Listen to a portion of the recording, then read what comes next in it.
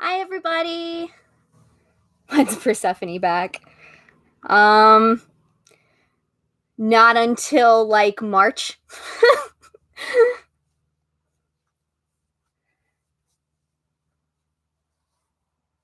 Yeah, or where you live, because sometimes I remember like a few years ago it snowed on the first day of spring. I just took a picture, which was like, happy first day of spring.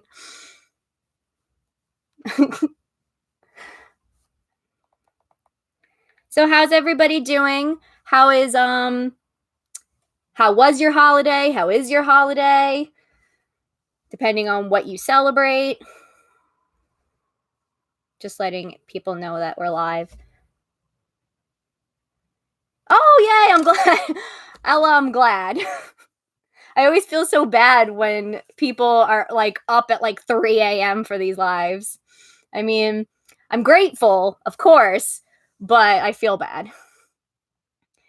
Yeah, my holiday was pretty good. It was for the most part pretty chill. I got a lot of, you saw my posts on social media. I got a lot of great stuff.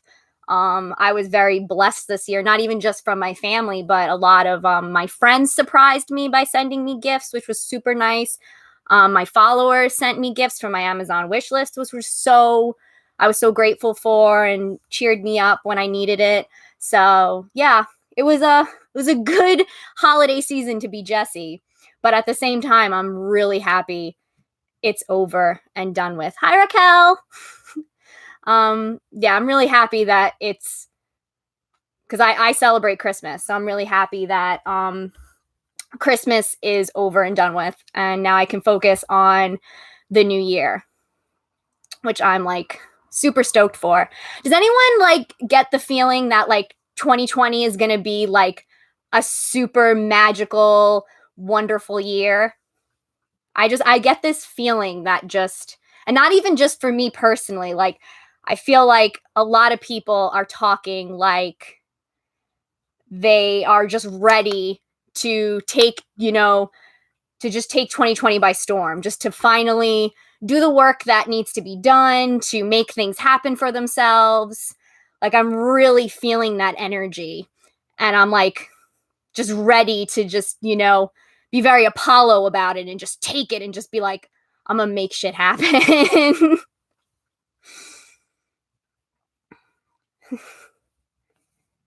Yeah, it does. It really, yeah, like it's something about the energy. It just, like I said, it's not even just me personally. Like I know I feel like it's finally that time in my life where I did a lot of the work that I had to do. I learned a lot of lessons that I have to learn, and I'm ready to really start applying everything and to just stop making excuses and stop letting fear control me, and to just, you know, just do the damn thing, just finally find my happiness, finally make my dreams come true, as corny as that sounds. But I'm like I'm looking forward to 2020. I feel like it's really going to be a really good year for everybody as long as we really apply ourselves to it. You're from South Africa, Ella? Wow. Oh, okay. Well, you live there.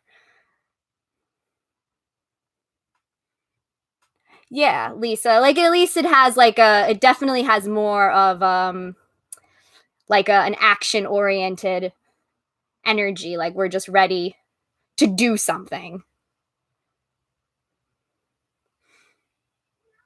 Me and my friend are gonna watch a bunch of movies that take place in the 20s on New Year's. They're like so stoked. It's like, let's bring back the 20s. Not everything, maybe just the fashion. All right. So I guess we should get into a lot of the stuff that I want to talk about. Yes, definitely Great Gatsby. Have to watch The Great Gatsby. That's like a given. Probably Great Gatsby and Chicago. All right. All right. So, who wants to talk about festivals? Oh, I figure we'll just get right to the topic I know probably everyone wants to talk about is festivals and the calendar, how to go about making the like your own festival calendar for the new year. Because I know for me, one of my big goals in 2020 is to really advance my devotions, is really to make my religion a lot more part of my life, my everyday life, even the mundane life, like just really just make it not just like this add-on thing, have it just be so seeped into everything that I do that like it's even like subconscious. I don't even think too much about when I do things, Yeah, and I think for me too, one of the reasons I wanted to make a calendar for myself of festivals is because I'm at the point now in my worship that I want to engage more with all the gods as opposed to just the ones I have very deep relationships with. I want to at least have one day out of the year where I can take time and say thank you to the god, honor them, and let them know that I'm grateful for them, even if like I don't necessarily talk to them as much as I do some of the other gods. I just really want to have like somehow just be able to connect with each god in some way. That's kind of what. Yes, Seven Pumpkins. We're going to get into how damn confusing they are and how to go about making them less confusing because they are. It's a pain in the ass. It was going through it all and I'm just like, "Oh my god, why am I doing this?" But yeah, so I want to have just at least one day, a few days where I just honor each god. So let's see. I guess we'll talk about the calendar itself. Where's my binder? Should have checked this out beforehand. But so one of the reasons why the calendar is so confusing is that it doesn't follow our calendar. The ancient Greeks followed more like the lunar calendar. So their month started on the dark moon, the new moon, and followed the cycle that way. Some modern worshipers still do that where they kind of adapt everything based around the lunar cycle as opposed to where it fits in our calendar, which I find to be extremely difficult and confusing. So I elected not to do that. I instead decided to adapt it in a way that fit with the way, like our calendar, and also with my life and everything else I'm doing and everything else I'm celebrating. So I think one of the big things to keep in mind when you're planning everything out is don't get so hung up on exactly when things were celebrated. I think that's something that people get so hung up on. Like they're like, but when is Aphrodisia celebrated? Is it in June? Is it in July? Is it in August? Is it in May? Like when is it? And it's like it doesn't really matter, unless the festival specifically is about certain seasons, which then in that case you don't necessarily need an exact date. You just put it in the season. But if it's like doesn't really have a season and it's just about honoring a god, I really just think that the gods don't care that much about the when. They're just happy you're celebrating. I think that matters more. So I feel like I just think that we don't need to get so hung up on the dates, especially because if you start getting hung up on the dates, you're gonna lose your mind, because we don't necessarily always have exact dates for when things were celebrated. Because like I said, a lot of it followed the lunar cycle, and that changes, So it can change, and also depending on, each city state have their own festivals. Has their own festivals that they celebrate that were important to them, because each city-state had their own patron gods and gods that were important to them, and certain stories that were connected to them, so they celebrated those in festivals and through gods and everything. So it's like there's so much that trying to follow it to the exact T, I feel like, is just going to make you want to bang your head against the wall.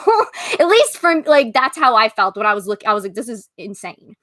So I feel like if you shouldn't get so worked up on the exacts of it, unless like that's really what you want to do, which is fine.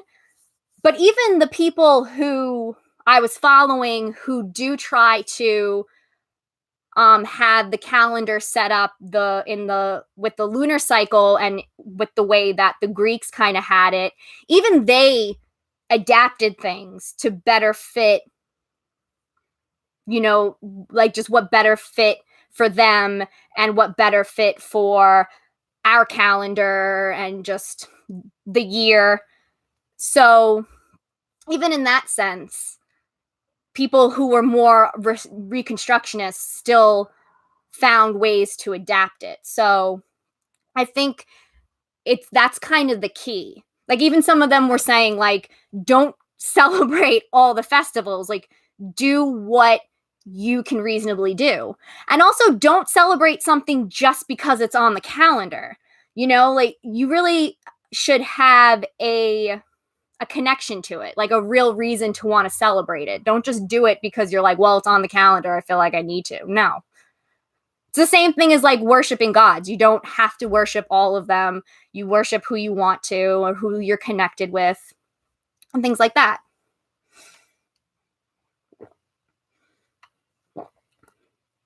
Yeah, that's a good idea too, Ella. Like you can also adapt like the wheel of the year. If you're a pagan or a witch, you can take the wheel of the year and adapt that to sort of fit, because I actually have that also in my calendars to celebrate the wheel of the year, but I'm also using that as a way to celebrate certain gods because I was already doing that.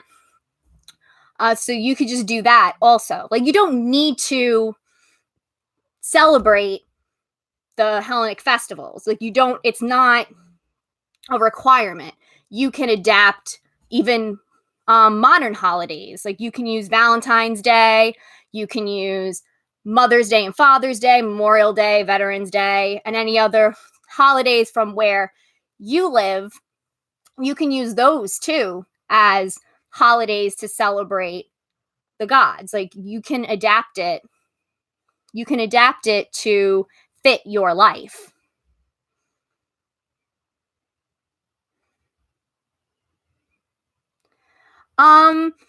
Those days, so there are sacred days for a few gods. It's the third of every month is sacred to Athena. The fourth of every month is sacred to Aphrodite and Hermes, and also I think Eros and Heracles, but I focus mainly just Aphrodite and Hermes. The 6th of every month is sacred to Artemis. The 7th of every month is sacred to Apollo, and the 8th of every month is sacred to Poseidon. So yeah, you can, usually that's exactly what it is. It's after the new moon, pretty much 7 days after the new moon is sacred to Apollo. So that's typically, you can celebrate that as a festival if you wish. Usually it's seen as just like a sacred day, or yeah, like a holy day where you just give an offering to that god. But if you want to, because some days also they like what's it called? I just forgot the name of it. The festival that celebrates Artemis and Apollo's birthdays. That falls on the 6th and the 7th.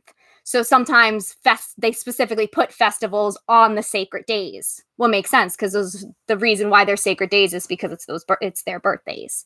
So you can decide if you want to make those more sacred days or if you want to celebrate it more like you would a festival. That's fine.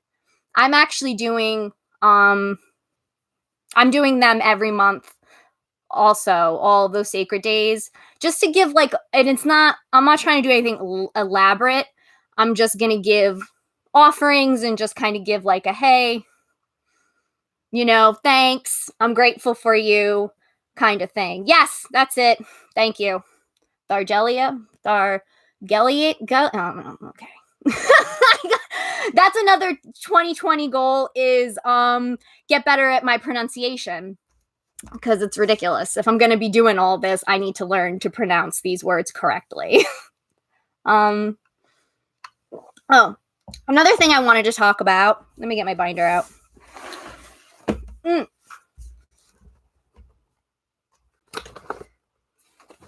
Another thing I wanted to talk about, which I actually think is really cool when I learned about it, and I'm definitely adapting it to my calendar.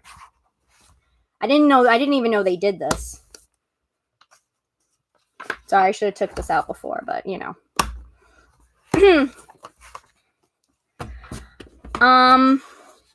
So one of the things that the ancient Greeks did is they had kind of like monthly celebrations that kind of said goodbye to the old month and brought in the new month. And I really liked that idea, because I think it's a really just a nice way to be able to have a day where you look at the month and kind of reflect on what happened, what was good, what was bad, what maybe you need to work on more, tie up any loose ends, kind of get yourself ready for a nice new fresh month. Get yourself in the mindset of, okay, I'm leaving all of the old month behind and I'm not bringing any of the gunk into the new month. So that was usually celebrated. Typically it was celebrated on the dark moon. It was like where you don't see the moon at all. It was celebrated on the dark moon. And so I'm celebrating it the last day of the month. And then on the first day of the month, I'm celebrating where I kind of I'm getting myself ready for the new month, where I welcome the new month in and I make my monthly goals, kind of plan out the month. And it's also the time when you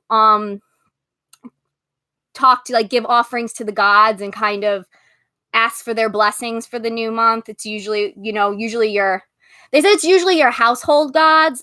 I'm going to use it as the gods that I'm devoted to, because to me, those are like my household gods, because they're kind of always with me. So I'm going to give offerings to them and just kind of like thank them for being with me last month and just ask them to stay with me and bless me in the new month and things like that. See what you guys are saying. Usually when how they did it, typically it was they usually gave an offering to Hecate, and it was all about tying up loose ends. It was all about making sure you paid all your debts. It's that I can't pronounce it again. Sorry, I'm terrible at pronunciations. I promise I'll get better at it. I feel bad because it's like, but I'm definitely going to make a post about everything I'm celebrating because I think it'll just be easier in a written format then. But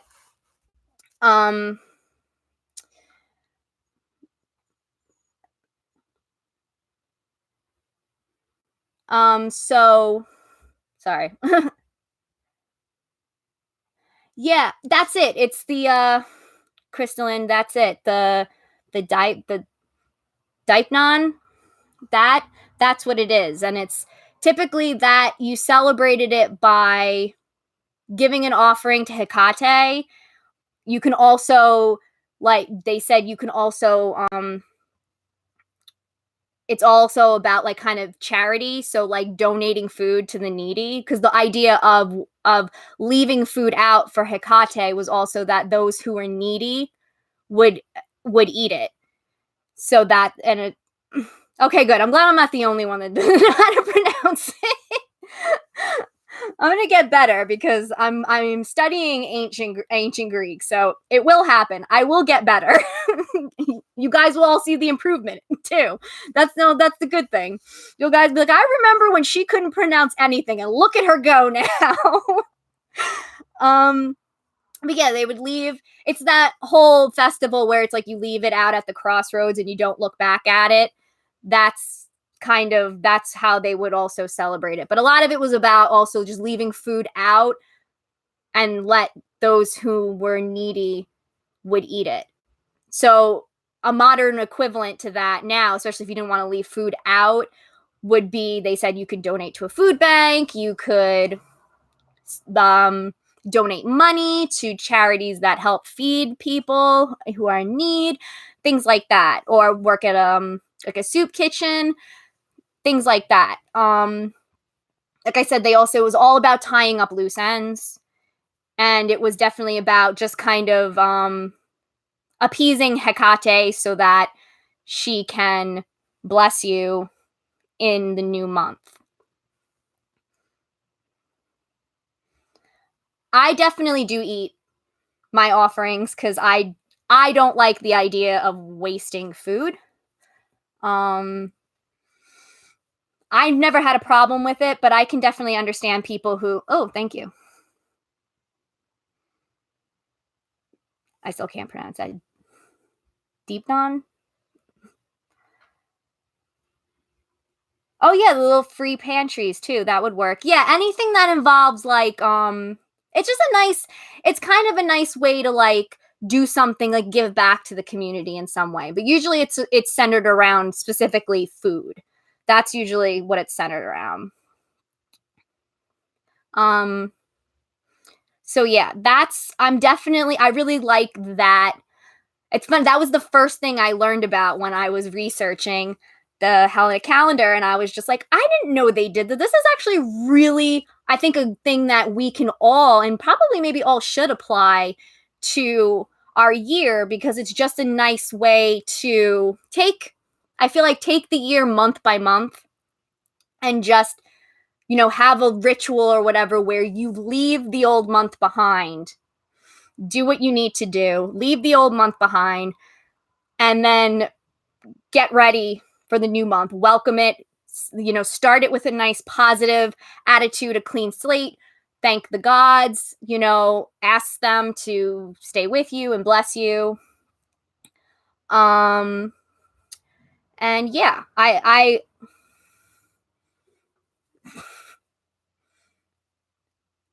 no, I don't know what gerbs are. What are gerbs? Why do you keep saying it? What's happening?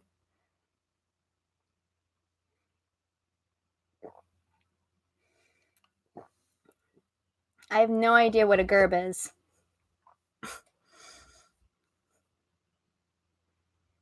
Yeah, I don't know what that is. I know I am a New Yorker, but I don't know. I don't know what a gerb. Oh, okay. Okay, Gerber babies. Oh, gerb. Oh, that's funny. See, now I feel I'm definitely not a gerb because I feel super old that I'm like, I don't know. Oh, freshman in high school. Oh, I remember those days. Don't miss it. Anyway, okay. There's also there was actually like a 3-day, this was actually a 3-day holiday there, and after on the second day of the month is actually the here we go. It's basically um the festival. It's not really a festival or celebration to honor the daemons, your household daemon and your household spirits basically, and it's all about giving them an offering and just kind of appeasing them, thanking them for blessing your family and your household, and to continue to bless your household and give you like to protect your home, to bring good fortune and luck and things like that. So you can do that also, but I'm kind of mixing that in with the first day of the month, which I think it's called no. All right, here we go. Nomena. It's the first day of the month. It's all about celebrating, bringing in the new month and everything. So I'm just gonna combine those two together. So I'm doing that. Then, like I said, I'm doing the sacred days. For Athena, Aphrodite, Hermes, Artemis, Apollo, and Poseidon. I also read that apparently the last days of the month were specifically for chthonic deities.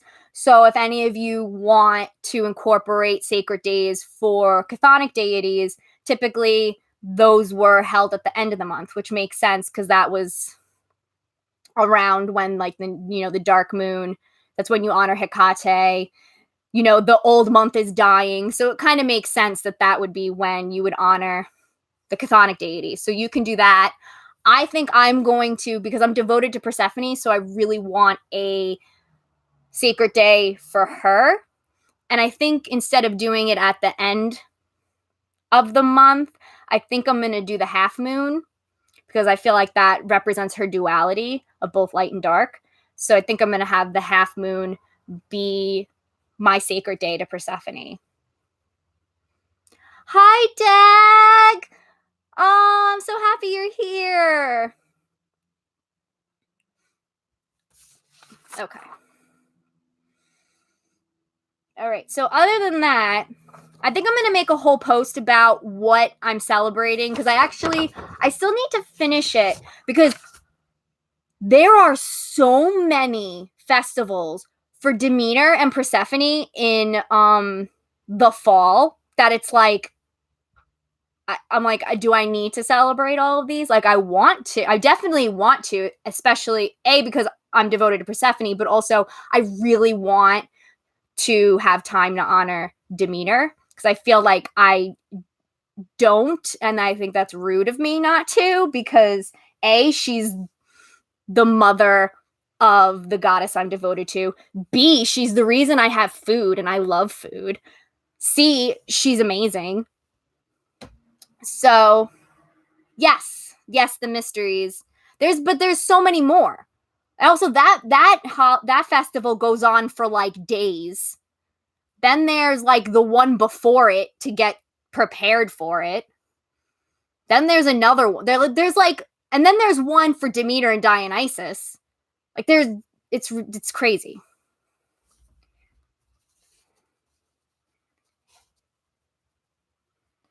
Well, hi Neo. I'm so happy that you're here and that you decided to chat with us. I love that. I love Demeter. She's like, I definitely think she needs more recognition. But I feel like I say that about a lot of the gods, except for Apollo. He doesn't need any more recognition. So how I went about deciding what I'm gonna celebrate. So I looked at different websites where people had versions of the calendar and like what festivals were typically celebrated during which months and things like that. And I kind of went through and looked at what each festival represented, who it honored, and all of that. And I just kind of picked out the ones that just kind of spoke to me, and the ones also that honored certain gods that I don't usually honor. So like I have a few for Dionysus. I'm actually going to celebrate. I thought it was cool. The death of Alexander the Great. I was like, oh yeah, I'm totally doing that where I like honor him because we all know how much I love Alexander the Great. I have a lot of actually festivals for Artemis. There was a bunch for her.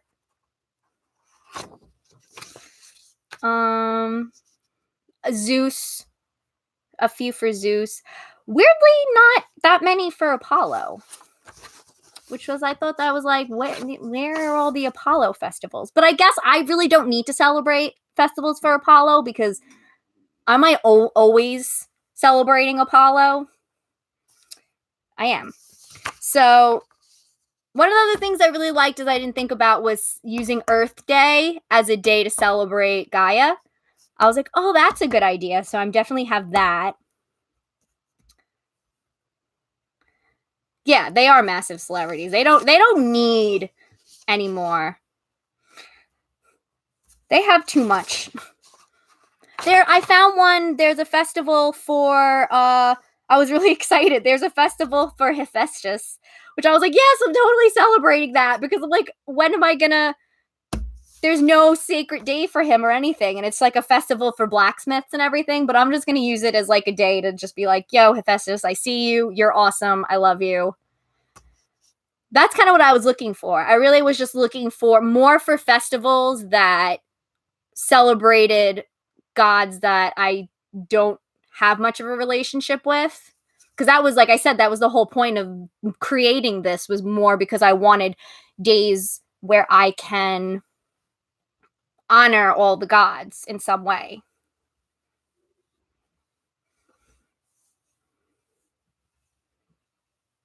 They are the most famous. They really are.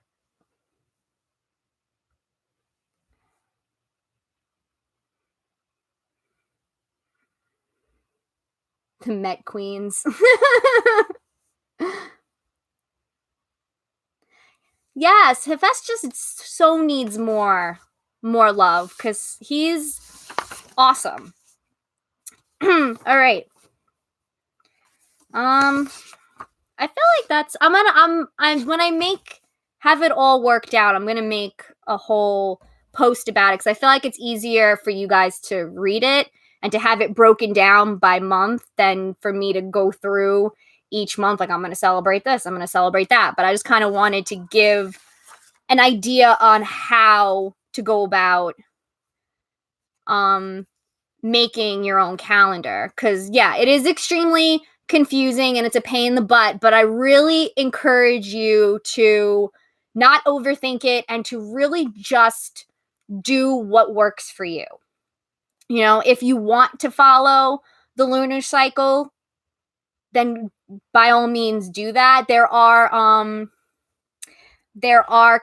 pre-made calendars that people made that you can follow that actually have it already, that shows what would be the first day of the month in Greek terms on a modern calendar. Like here, it's Hellenic.org.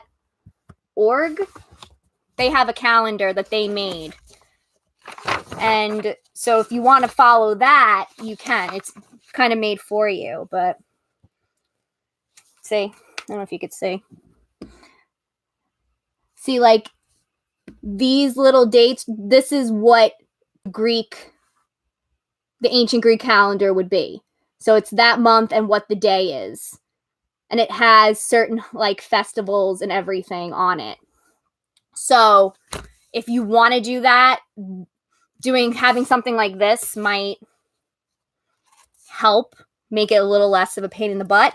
I use this just to kind of figure a little bit out where things fall, and then just kind of, if I wanted to move something around, because I was trying to put certain festivals on the full moon because I felt like it worked, especially there a few Dionysus themed festivals that I decided putting those on the full moon would actually work really well, because, you know, the idea of the full moon makes you go mad, and it's Dionysus. I feel like those kind of go together. So I was like, it makes sense, especially because I'm trying to not have too much that I'm overwhelmed in a month, because there's a lot of other things I want to do. And so I'm trying to combine certain things together or move things around so that it didn't feel like I had too much going on in one week. So yeah.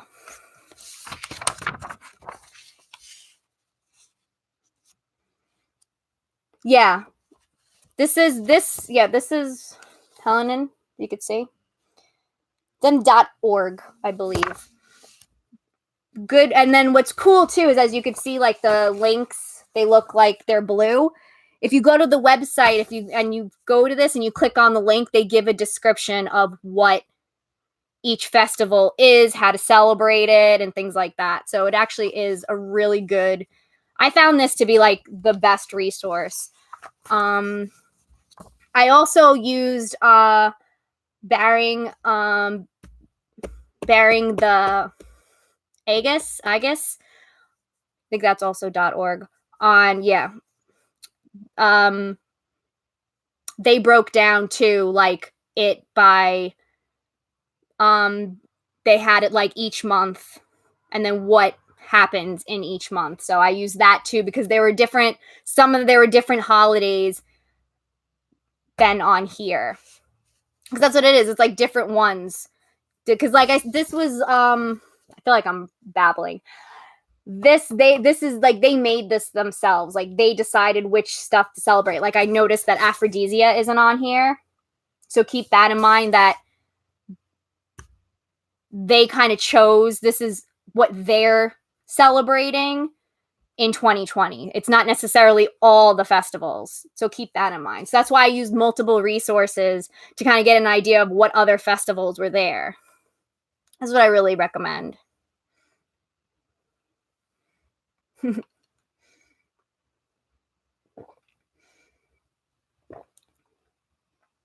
Aw. That's why, certain chats do that to me too. It really is like a race to see, because then someone may say something and then all of a sudden the subject changes, and then you're like, well, now my point I'm going to make is just pointless, you know, and then you're like, I didn't get a chance to make my point. Okay. So does anybody have any questions on the calendar or any of that before I move on to other topics? I just want to make sure I don't brush too fast. I do have a lot of things I want to talk about. And of course, anything you guys want to talk about. You know, this isn't just about me. I love hearing, you know, what's going on with you guys and all that. But yeah.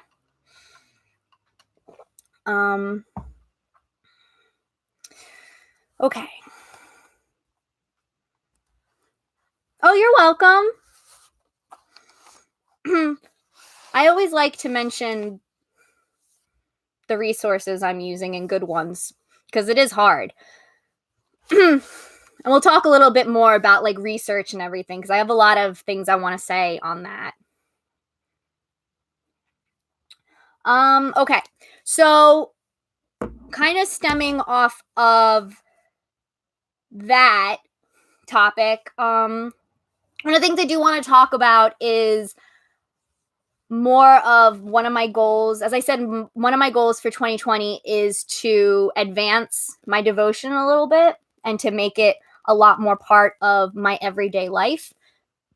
And I know I spoke about this before, but one of the things that I want to do is to really journal more and, yeah, pretty much just journal more about my thoughts on my religion, on the gods, and just the different values and topics that come into my head, especially because I think that'll be really good for me with creating content. Because if I'm constantly exploring my ideas or whatever, I can flesh them out and share them with all of you, as opposed to just kind of sitting there with everything in my brain, and then it gets all lost, and I'm like, what's the point I want to make? What, So I have this is actually, I showed this in one of the other live streams, but this is my new one. I love these. They're hobonichis. It's a Japanese planner, but it also is like a journal because it has a page that a lot of people use as journals. And so this is going to be like my devotional planner / journal. So everything's in one place, and I kind of like that. So I have and I love these because there's different sections that you can take advantage of. I love it so much. Like here, like this page, it's like the month with little boxes for each day. And this I'm using to track my devotional habits. So I really, really want to establish real, true devotional routines that I stick with every single day. I want to meditate every day because meditation is just so good for you in so many ways. And it also helps a lot with connecting to the divine, connecting with your psychic abilities and just your spiritual self. So that is something I want to do. And something I started doing that I really, really love, because it also connects a lot to gratitude work, is every morning and every night sitting with the gods, but specifically thanking them for the day. And I've noticed that it's so simple and it's so small, but it really has had such a big impact on me. Just having that where I thank them like for the day, for the opportunity to continue to grow, to learn. And it kind of changes my mindset a lot more, because it just, you can get so lost in all the things that's bad and all the things that's wrong. And it's not to say that it's easy to change your mindset, or that we necessarily should just pretend like things aren't in the shithole sometimes. But I feel like I know, like I have depression and I have anxiety, and just having the gratitude that I get a chance to have a new day, to start again, to try again, to continue to grow, just kind of keeps me very positive and keeps me from delving too much in the darkness. And it helps me, I feel really helps me connect to the gods, because it's like just something very simple but it's still big, but it's something so simple of, you give me this opportunity to continue to live, to continue to thrive, to continue to learn and grow, and to explore and discover. And I really enjoy doing it. And it's something I want to continue to do and consistently do every day, to hopefully kind of keep me happy and positive and focused on what I really want out of life, So those kinds of devotional routines is what I'm starting with. I probably will add more to it. One of the things that I don't know if I mentioned this in a live stream, but one of my favorite witches on YouTube, Kellyanne Maddox, in one of her videos, she talked about, like, I think things that she does at her altar. And one of the things that she mentioned was she just sits there. That's it. She just sits there. And I was like, I never thought to just sit there. And I started doing that. Like, even if I had no idea what I wanted to do, because I think that's the problem is, I don't know if any of you are like me who has perfectionism issues where you feel like things have to be done a certain way.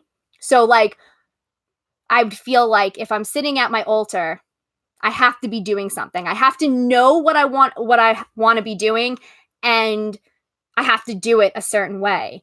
And for her to just say, just sit there, I was like, wait, I can do that? I have permission just to sit at my altar.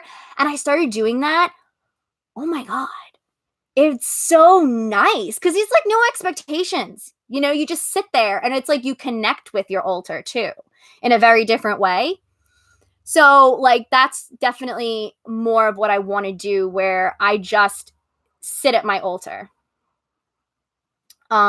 Just sit there, not necessarily have to do anything. Even if I just sit there and talk to the gods, you know, like not make it such a grand thing. Just have it like a casual conversation. And just chill and absorb the energy that I've created at my altar, you know? So, yeah. So devotional routines, that's a big thing.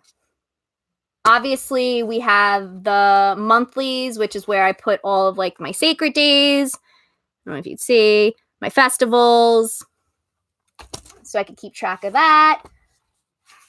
They also have like weekly. I'll probably keep that as what I plan on doing with all of my, like, my YouTube channel and my podcasts and everything. And then, and then they have the dailies, which is what I want to do, where I write every single day. Whatever's on my mind, whatever I'm thinking about, whatever I'm conflicted on, whatever is challenging my faith, whatever ideas I have in my head, that's what I want to do. I want to engage more with my religion and my beliefs and my thoughts and the gods. Because in my podcast episode about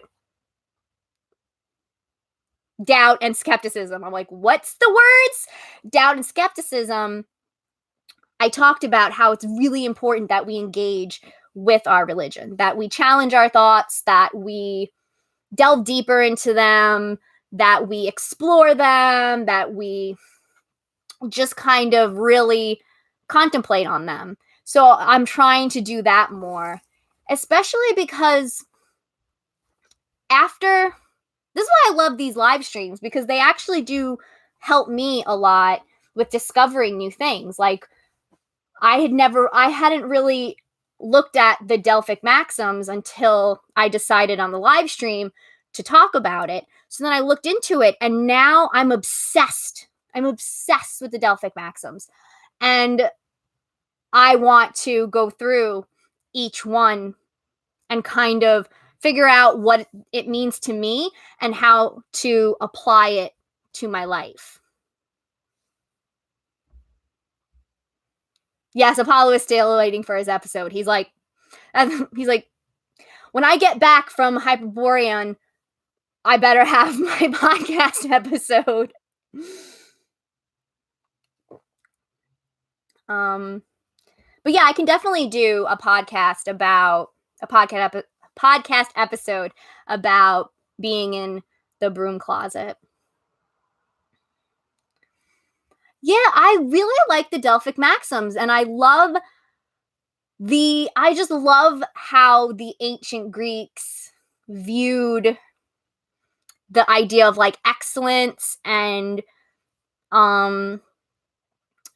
continuing to learn and to challenge yourself and to live in moderation. And it's just like all these really great values that to me, like that they resonate with me. And I really want to, there's a lot of things that I want to add to my life and kind of live by. So part of the journaling is really to figure out what these mean to me and how to apply them to my life. I actually want to make content about the Delphic Maxims. I don't know yet how I want to do it, if I want to do it in a podcast or if I want to do it like in a video, but I definitely want to like kind of bring you all along with me as I go through them.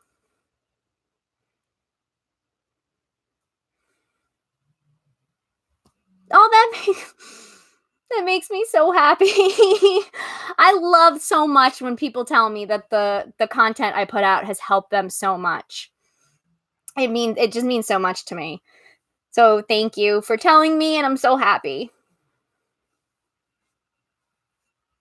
You're not a bad pagan. Trust me, you're not. Life, it's hard. It's really hard to fit like all of like religion and your life together. And that's what I'm trying to do now in 2020 is find a way to mesh them all together. So hopefully if I figure it out, I could share it. You all know I love to share everything with you all. I love that. You should listen to the podcast episode as a devotional act. Oh. Oh, being part of somebody's devotion is just like, that means so much. Like the biggest compliment. But yeah, well, that can actually lead more into my 2020 goals for specifically for the content I create. I definitely, obviously, the big thing is to put out more content and put it out consistently. I really want to get on like a one thing a week kind of routine. I don't know exactly how I'm going to juggle. I am still want to do both the podcast and the video because I feel like I like both. I like both mediums, and I feel like depending on the topic, one might suit the other more. I think for the most part, I might have it separated, but considering both my religion and my witchcraft tend to mesh, that they'll mesh. But I think for the most part, like a lot of Hellenic polytheism content will be in Tea with the Gods, my podcast, and more witchcraft stuff would be in videos on my YouTube channel. But like I said, to me, they mesh a lot, so I can see me doing both. It just may be whatever I feel like doing in that time. So that's definitely a big thing, is to have more consistent content. And also I really want to create a website because Tumblr is Tumblr is annoying me, but in a lot of different ways. But one of the big ways is that I feel like it's really, really difficult to find content on Tumblr. So I want a place where, kind of like a main hub, where it's like, here are my blog posts, without anything, without, other reblogs or anything in it to hide them away. Here's all the blog posts. Here's where you can go to figure out like what's updated, if I have a new podcast up, if I have a new video up, when the next live stream's going to be. I kind of want a main hub, and I feel like a website would just be perfect. Because I feel like I'm answering the same questions on Tumblr over and over again, and that's not against the people who are asking me them. It's because I know for the most part, Tumblr is a bitch with trying to find anything. Even when you're actually searching tags, sometimes things don't certain posts don't even pop up. Like, I've had that problem in my own blog where I'm like, I know I made this post. Why isn't it coming up? So it's kind of like annoying me, and it makes me not want to make content. So I'm like, if I have a website, all I can have blog posts just right there for everyone to find. You could, search through the tags and it should be able to find everything. So that's a goal of mine, is to make a website just so that the information can just be easily found. Because we all know how I feel about people having access to information. It's very important to me. So I want to make it easier. And I feel like a website is perfect for that. And then the other thing is I want to create a Patreon. I've kind of already been thinking more about what I'll offer on it, but I definitely want to set that up. I'm waiting until I get into a consistent routine with uploading, because I want to make sure that when people are actually paying, they get what they paid for. So I'm not going to put that out there until I know that I can deliver what I promise. So once I find myself consistently uploading the content, then I'll think about actually making a Patreon where what I want to do is kind of have extra videos and podcasts and deity readings and things like that. Thank you for Sephabi.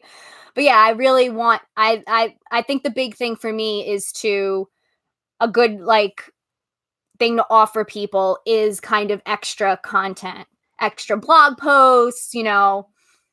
I was even thinking about making special live streams or group chats and things like that. Stuff things like that. So that's definitely going to come. I just have to share. Part of me was like, maybe I shouldn't share, but I want to, because it's so stupid. But one of the things I was thinking about is, what am I going to call the tiers? Because, if you know Patreon, there are different tiers where, depending on what you pay, this is the rewards you get. And as a you can name them. So I was like, what am I going to name them? Obviously, I wanted them to be ancient Greece themed, and I had a few ideas, and it came to me, you know what? I'm going to do the heroes, because my patrons would be heroes to me, because you're giving me money to, for me to do what I love to do. So I'm like, that's such a great idea. Have it be different heroes, like to have Perseus and Achilles and Heracles and, and maybe Alexander the Great. I was like, oh, this is so good. I love it. It's so simple and so dumb, but I was like, oh, because it's like, all my patrons are my heroes. They're coming to my rescue. So, yeah. So those are my kind of content creating. I know, that's all I thought about. I was like, they're my heroes. So I have to do that, especially because first I was thinking of doing kind of different places, different kind of, I guess, places, like the Agora and Mount Olympus and the underworld. And then I was thinking of doing city-states, but then I was like, everyone knows how I feel about city-states. I'm like, the only one that matters is Sparta. And then it was like, it just came to me. I'm like, what about the heroes? That would be fun. Oh, thank you. I'm like, I love that, So I'm like, I really just want to start a Patreon just to have the hero tiers. That's just what I was the most excited about. I'm like, this is like, Jesse, you're ridiculous. But I would love that. So yeah. Okay. Those are my goals. Well, my content creating goals. I have a million other personal goals. Definitely want to be better with money. That's a big goal of mine. I don't know if you guys have ever heard of a a depth year. It's like where you decide there are certain categories that you're not going to buy from.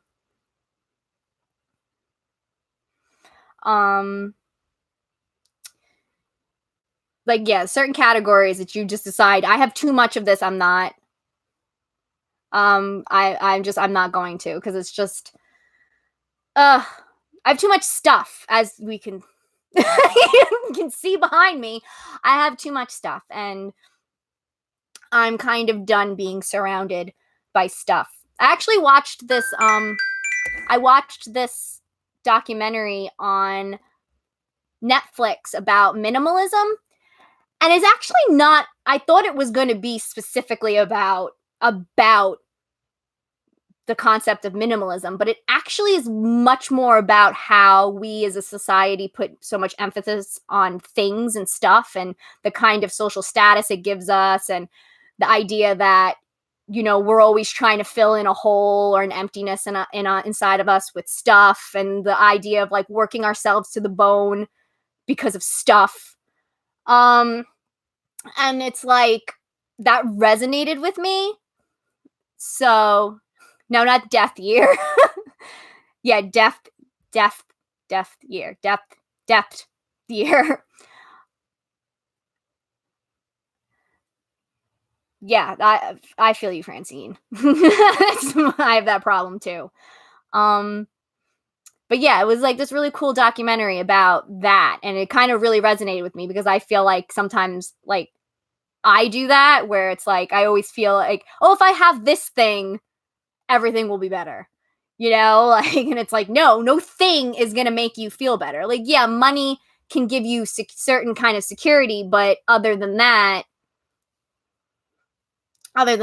it's, things don't, it's not that things don't make you happy, because I remember them saying, like, it's funny because when I was watching the video, my first thought was, but I love my books. I could never get rid of my books. Like, I don't ever want to stop buying books. They make me happy. And then the guy on the documentary was like, yeah, some guy was saying, I don't want to get rid of my books. I love the way they smell. I love to hold them. I love to let them, let people borrow them. And then the guy was like, well, then don't get rid of your books. Like, it's kind of like the Marie Kondo idea that if it doesn't spark joy, then get rid of it. Only have in around you what makes you truly happy, and what you have value in.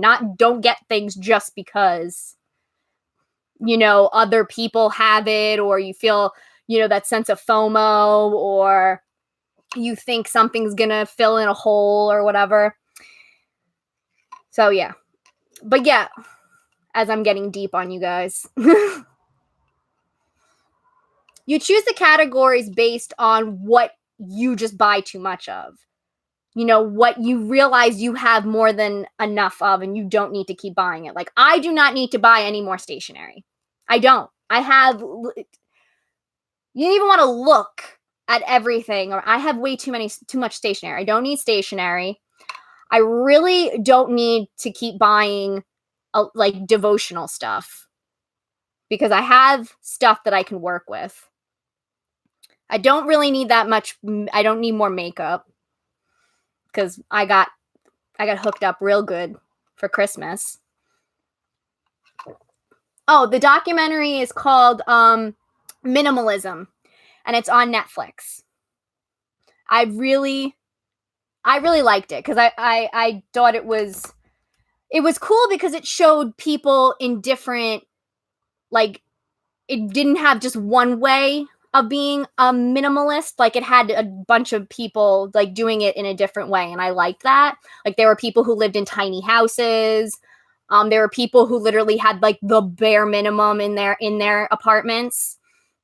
And then there was a couple who had a bunch of kids, and they lived in a really nice big house, but what they brought in, they were very conscious about what they brought in. It wasn't just we have the money and let's buy it. They were really like, they were mindful about everything they brought in, and what they needed and what they didn't need.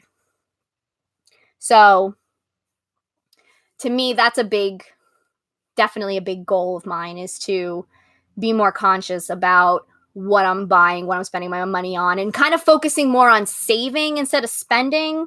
Like, not have my immediate thought, like, oh, I have money, I should spend it. Like, no, don't do that. Save it. So then, like, you could treat yourself and it not be such a big deal at some point, you know? Any other goals?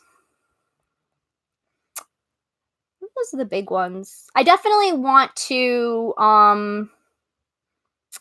be healthier. I think that's like a kind of almost a default goal for most people, but my dad got me pink boxing gloves because he's going to teach me how to box, and I wanted me and my mom created a whole thing of us both going to the gym together. So, because she needs to definitely get healthier and focus on her health, and I just want to be, mine isn't really about weight or anything. It really is about my health, and it's about my, like, I want to be strong. I feel like my body's very weak, and I don't like that. So I'm very in an Artemis mindset. I want to be strong, especially because, you know, like, my parents are getting older now, and I want to be able to, I was like, we went through this whole thing where I needed a new fridge, and we had to get my fridge up, because I live in an upstairs apartment, upstairs and everything. And I was so weak, I couldn't do it. And my parents had to do it. And it's like ridiculous because both my parents are in their 50s and I'm 31. And I was just like, this is not good.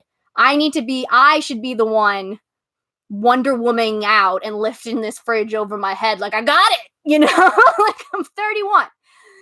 So I definitely, like, for me, it's definitely, I want to be strong. I want to be an Amazon. That's what it comes. I want to be an Amazon. So I'm focusing on definitely getting stronger and just eating better. Again, those are, like, I feel like default goals for most people, but oh, I love that. Yeah, I'm definitely devoting a lot of what I'm doing to Artemis because she's who I'm working with. So I told you guys that I'm also doing archery. I'm, like, super excited about it. So that too. Yeah, those go. Decluttering my apartment definitely is a goal, but that kind of goes a lot with what I was talking about before. I think that's most of my goals.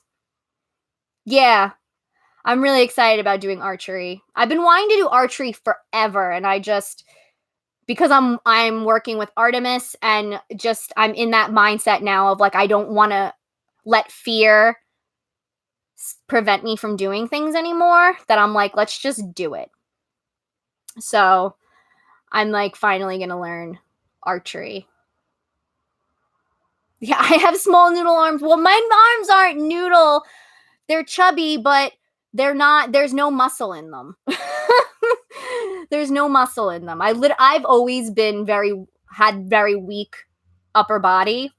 So I always joke, I'm like, it's because I'm a princess. It's a princess. I don't carry things. When you're from Long Island, you're automatically a princess because your parents treat you like a princess. So, but I want to be strong. So that's a big goal of mine. It's kind of like just finally being, like, the person that I want, like, I've always wanted to be. So, like, that's kind of where I'm at now. I just, like, the no more excuses. Like, this is what you want, go get it. It's very Artemis and Apollo kind of mindset. Because Apollo's been like that with me constantly. Which will be really funny, though, if I end up applying it all and doing it, and it's because of Artemis. He's gonna be like, I literally have been saying this to you for years, and my sister shows up, and you're like, okay, Artemis. Then, like, yeah, because she's Artemis. Look at her. So, all right.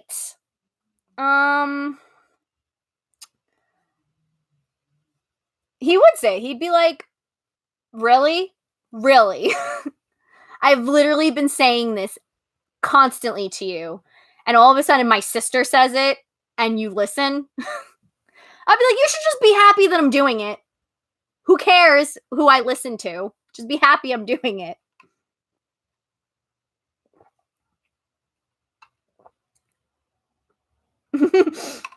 Yeah, look at her. Look at Artemis. Aphrodite's like, yeah, look at her. She's gorgeous. I'd listen to her over you.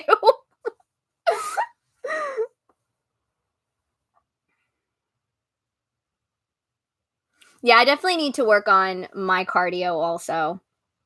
Have like, again, it's really, to me, it's much more about being healthy.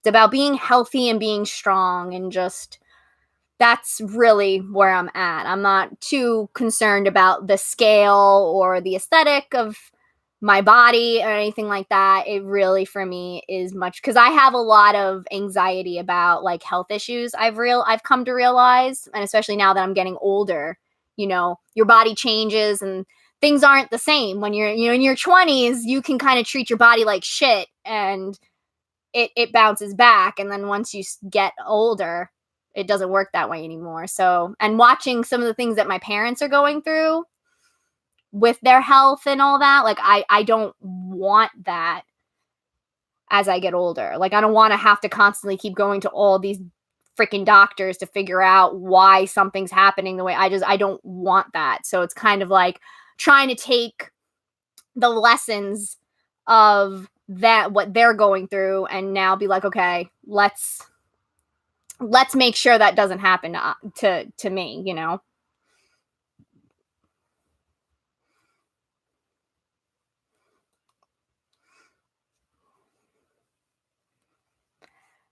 Yeah, like it's like it was funny because I never really cared that much about my health, probably because I've always been really healthy. I've had a great immune system, and then it was like I hit 30, and then it was just like that I'm dying now. Like it was just like all of a sudden anything that I had wrong, I was like freaking out about.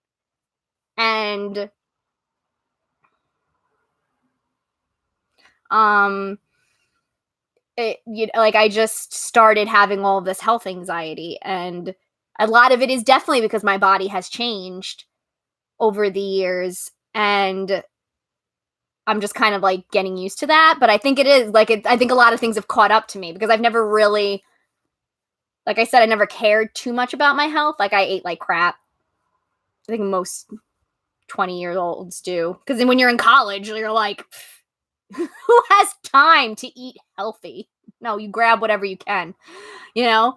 And so, yeah, I I never really cared that much about health, and now I really am, because it's just, yeah, I'm getting older, and I don't want to have a lot of the issues that I see family members having. So I'm like, if I create a healthier lifestyle now, I likely won't have to deal with any of that. Oh, that's ridiculous with your weight.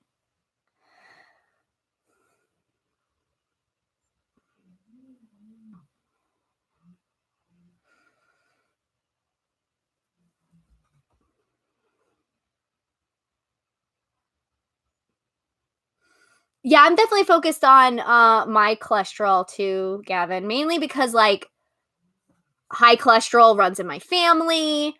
Um there's also my aunt has diabetes, so that's, you know, specifically a lot of things associated with the heart. It runs in my family. My grandfather actually passed away because of heart issues. So, and I know if you guys follow me on Tumblr, you know that like my dad almost had a bit of a health scare with his heart. Thankfully, he's fine. There's no issues or anything, which I'm like, praise the gods and everything. I was so happy because I was getting a little worried. I was like, oh my God. But it made me think of, the decisions I make now, affect me later on in life. So I want to really get into healthier habits now, while I'm still young. Also, like, I realized too that things like exercise and what you eat really affects your mental health. That's a big thing too that I think people miss.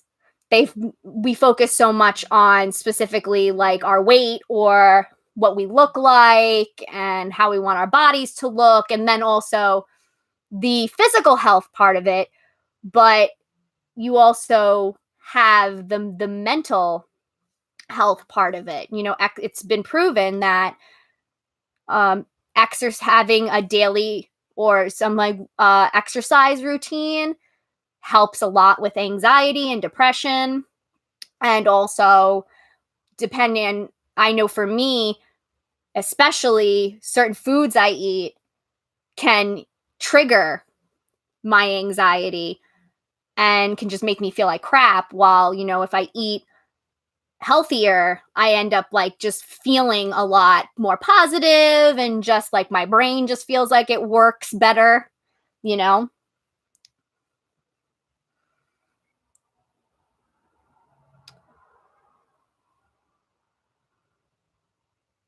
Oh, Gavin, I'm so sorry.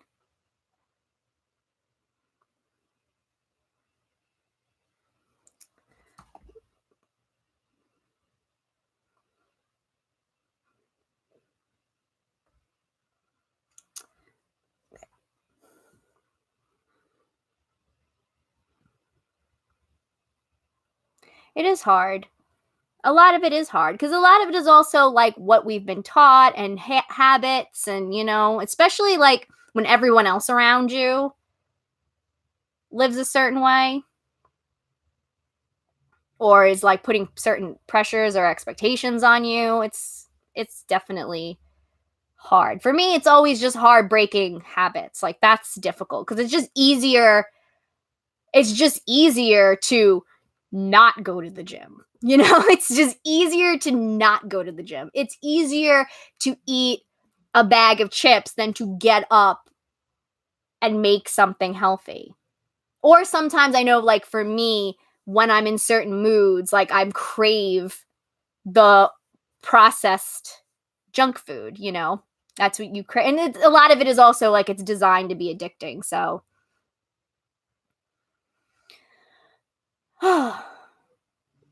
Anyway, as we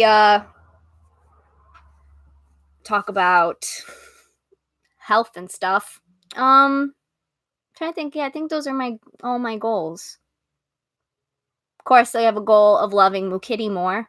I don't know if that's possible, but I'm gonna try. I don't know where she went. She was hanging out, and I was like, oh, are you gonna hang out on the live stream? Because she was being super cute, and then she went, nope. Okay.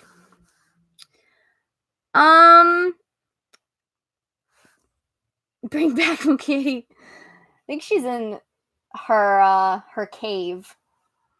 She's in her monster cave. She knew I was going on that live stream, and she was just like, nope, I know what you're gonna do. You're gonna make me. I was joking. I was like, I feel like with her, I'm like that mother that's like, we have company here. You have to show your face at least once. That's what I was saying to her. I'm like, I'm going on the live stream. You gotta show yourself. Mm-hmm.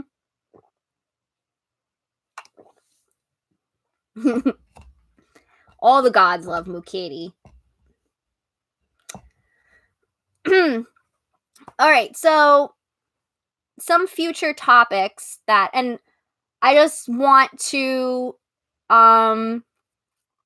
stress that I am always open to suggestions of topics that you would like me to discuss in some way, whether it be in a blog post, my podcast, or in a video. Anything that has to do with Hellenic polytheism, witchcraft, I'm always up for suggestions. So if you ever think of anything where you're like, oh, I would love for Jesse to talk about that, hit me up on social media and let me know. Because sometimes, really, like the Delphic Maxims, I had no thought to talk about that. It was other people that were like, talk about Delphic Maxims or talk about values and everything. And I did. And that was like an eye opening thing for me. So it helps me out too. Oh, is that the Gavin, is that the Festival of Flowers? Is that what that one is? Is that a festival? I feel like I think that's what that is. Cat. I just look up and I just see Seven Pumpkins be like, cat. Oh my goodness. Okay. But yeah. If you ever want me to talk about anything, just let me know. Oh, it's the festival for Dionysus. Oh, I don't know. I didn't hear that one. Do I have that one? No, I didn't hear that one. I know there's the 3-day festival that I know about is that I have that I'm going to celebrate is Lania. I have Persephone. I have the Divine Little Family on my list of topics to talk about. They are on there. We are definitely going to.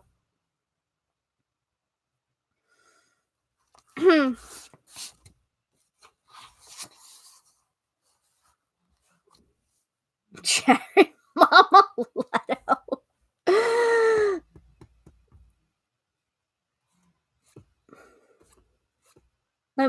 I feel like most of Dionysus's festivals celebrate him as the aspect of god of fertility, because most of them I keep seeing about having a phallus there. Like, not to be that way, but I feel like a lot of the Dionysus festivals are all like pretty similar.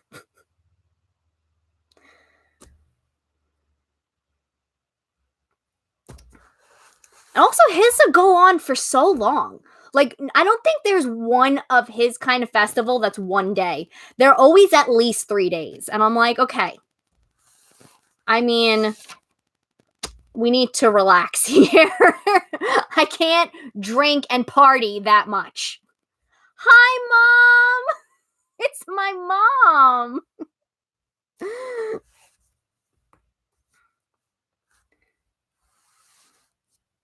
All right. There's another one. There's a 3-day festival for Dionysus in January. Because I'm actually going to celebrate that one. It's Linnea. So I'm like, how many damn festivals does this guy need? How many times can we party? Did the ancient Greeks actually get anything done? Because it just seemed like they just have Dionysus festivals going on every month for like weeks.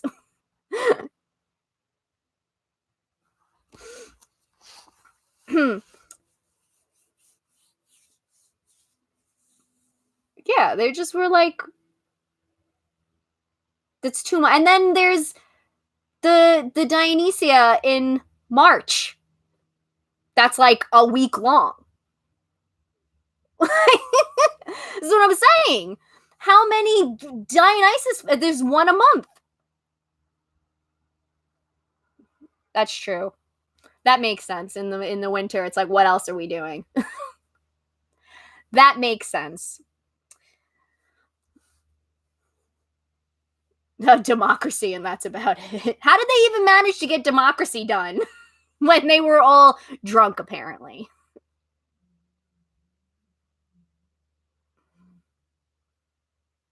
Yeah, it is super busy.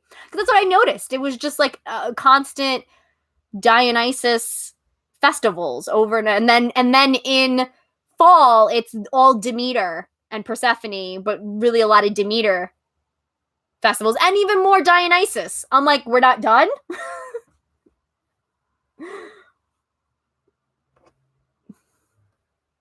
That's true. I was thinking that it was mixed because it's usually watered down. But I don't do that. I don't water down my wine. So for me, I would just be drunk just way too long. The only thing that would save me is my Irish blood.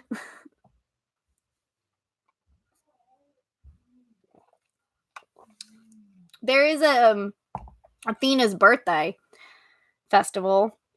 Yeah, there wasn't really a lot of Athena festivals, at least from what I saw. I saw the big one, which was, I think, supposed to commemorate both her birthday and the birth of Athens, I think. That was again, they had so many, their festivals, like most, I feel like ancient Greek festivals, which also was why it makes it all difficult, weren't just one day. Like, it really is. So, like, when you look at it with all of these festivals, it's like, what were you doing? It just seems like you're just celebrating all year long. But that was my problem. I was just like, okay, there's so many Dionysus themed festivals. I can't do all of them because I'm just gonna be partying all the time. Well, really not partying because it'll just be me. It'll just be sad because it'll just be me sitting at home by myself drinking wine. And that's just sad. Especially like if you do that, like you're like, yeah, I'm partying. And for 3 days you just sit by yourself and drink wine. That's super depressing.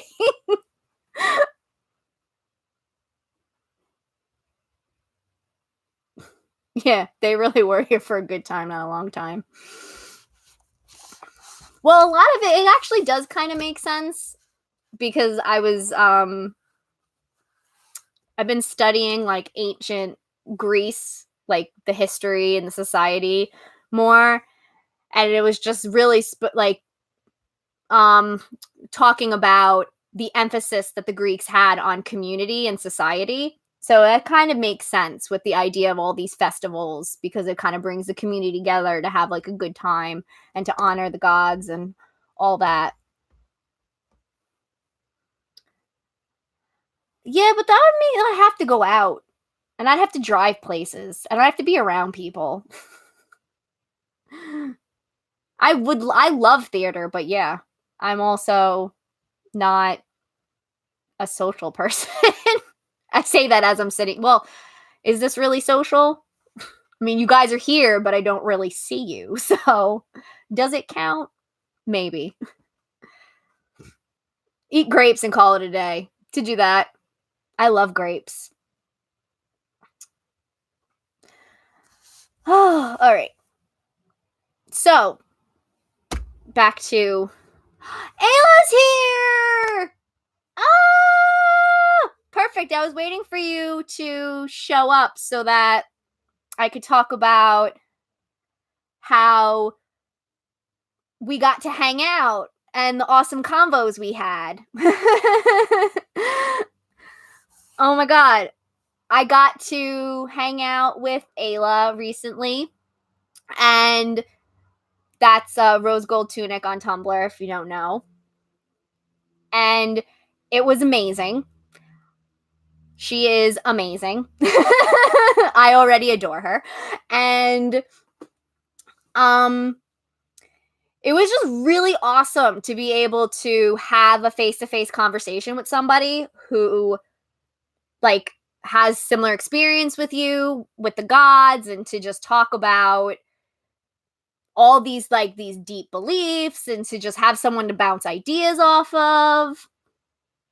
And it was just wonderful. And that's actually another 2020 goal of mine is to spend more time with Ayla and Sky and to be able to form that amazing bond and friendship because it was just like we only got to spend like 3 hours together, but it was awesome. And she left me with a lot of really great things to contemplate on and think about. And one of the things that I really wanted to talk about.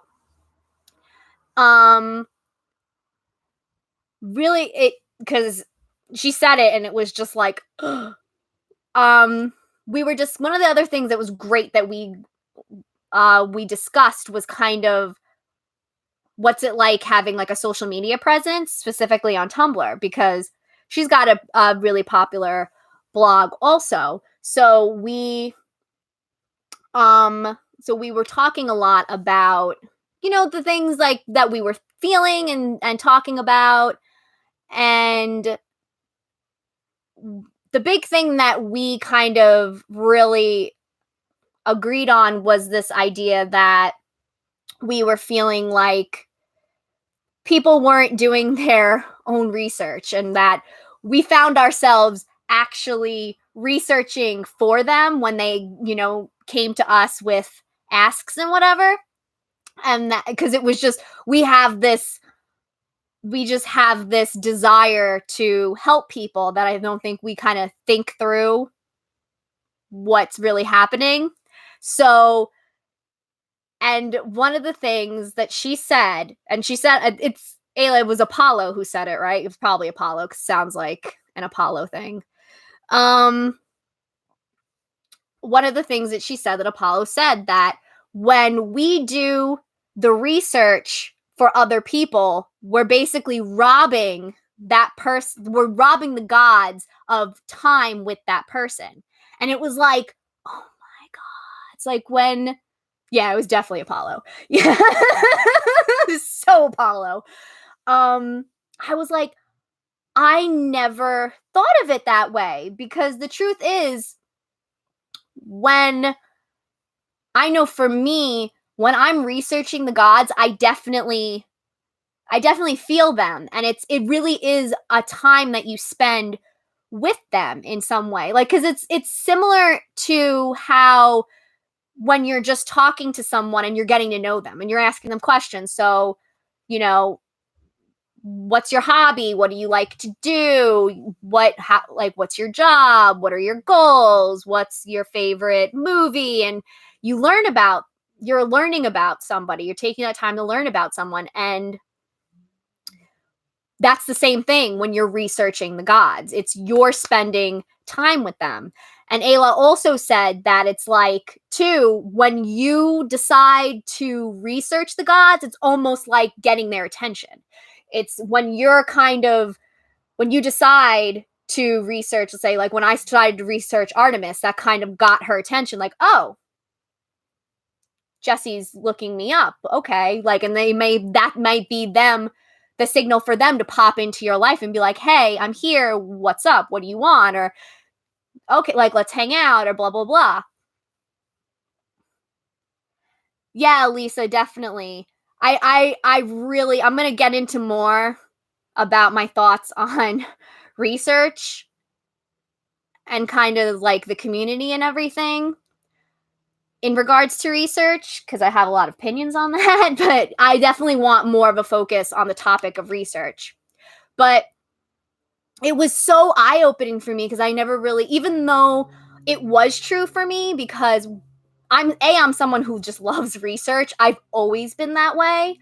Like, when I saw Disney movies and I knew they were based on something real, I looked it up. Like, I can remember going to the library and getting books on Pocahontas, because I discovered, oh, Pocahontas was real, and then realizing that the movie was nothing like the real story. But still, the idea is, I was like, I want to research this. And I used to do it all the time. So researching is I love doing it. And I've always felt that connection to the gods when I research them. Like, even just recently, looking into Artemis, like, I felt her. And it was like also such an amazing feeling to discover new things. And I'm still like that with Aphrodite, who I've had a relationship with for like 6 years now. And even Apollo, who I feel like has been with me since I was little. Like, I still feel that way. So it was like, she said that, and it was just such a mind-blowing, like, oh my God, I didn't even think of that. And it really kind of forced me to also rethink how I approach questions and helping people on, through social media and the internet, because I feel like, yeah, I am I'm not doing anyone any favors by kind of hand holding, or doing the research for people. I'm taking time away that they could be spending with the gods and connecting with them and learning about them and developing that relationship, and also kind of setting a precedent that they could just keep coming to me instead of doing the research on their own. So that was one of like the most, like, it was it's really hard to explain how amazing it was to just be able to talk to someone about all these things and to feel validated in a lot of ways. Like, one of the things that we bonded over was how Apollo treats us. Like, it was so, she was like, yeah, he's always yelling at me, side-eyeing me, and I'm like, okay, thank you. Because there's so many people who are like, Apollo's so nice, he's cuddly, he's this and that, and I'm just like, what? He's always yelling at me. He's always telling me to get my shit together. Why? How come you get nice, Apollo? I don't. But I know why he's like that. But yeah, it was amazing, and it kind of like really made me more just wanting to create those kinds of connections with people in the community, because it really meant a lot to me, as you could tell. Like, it was like a 3-hour conversation, but I loved every second of it, and I didn't want to leave. And I'm like, when can I see you again, Ayla? Because it was just wonderful. And I love having that back and forth with somebody, to be able to like make me think of things I never thought of before. And so I'm excited about that friendship. All right. Well, considering we talked about that, I figured I can get into the other thing that I really wanted to talk about. And it's one of my big growing concerns for the community. And I don't know if it's necessarily the community as a whole, or if that's just maybe a Tumblr thing, or if it's something, or because I mean, I'm not, Tumblr is the one that I'm the most present in, and I'm trying to expand out of Tumblr a little bit. Not that leaving it for good, but more of like, kind of, like I said, have my website be more of like the main hub of everything. But one of the things that I'm noticing, and it kind of extends from what we were talking about before about research, is I feel like people aren't doing the research, or they're doing like research in terms of like going on Tumblr, looking up what people say about a god that they're interested in worshiping, looking at what offerings that they want, like that offerings that are common, kind of like how to worship and things like that, and then that's it. And then I get questions that would have been explained, and I get that it's a lot of information to absorb. It's a lot, but I feel like some people aren't understanding that this goes like way more beyond just worship. In a lot of ways, you need to understand ancient Greece in order to figure out how certain elements of the worship fit into your life. For example, the big thing is mythology. People get the wrong idea about mythology, the role it plays, how it works. And it's funny because I feel like people today treat it more seriously and with more significance than the ancient Greeks treated it, which is kind of hilarious if you think about it. People today treat it like it's the Bible. They treat it like they treat the stories like they are truly talking about the gods. Mythology is not talking about the gods. No, that's like one of the last things that's being discussed in mythology. And if you research ancient Greece and its history, how it operates, its culture, its beliefs, you will understand how mythology fit in with them. So then you can understand more how you could fit it into your life in the modern world. Try to think.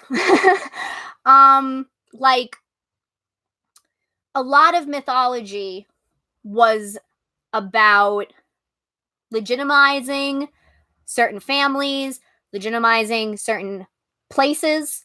That's why if you read and pretty much any mythology, the location is very important. Locations are extremely important. That's why they're mentioned. It's why when Apollo or Zeus woos or takes a woman, they bring them somewhere else.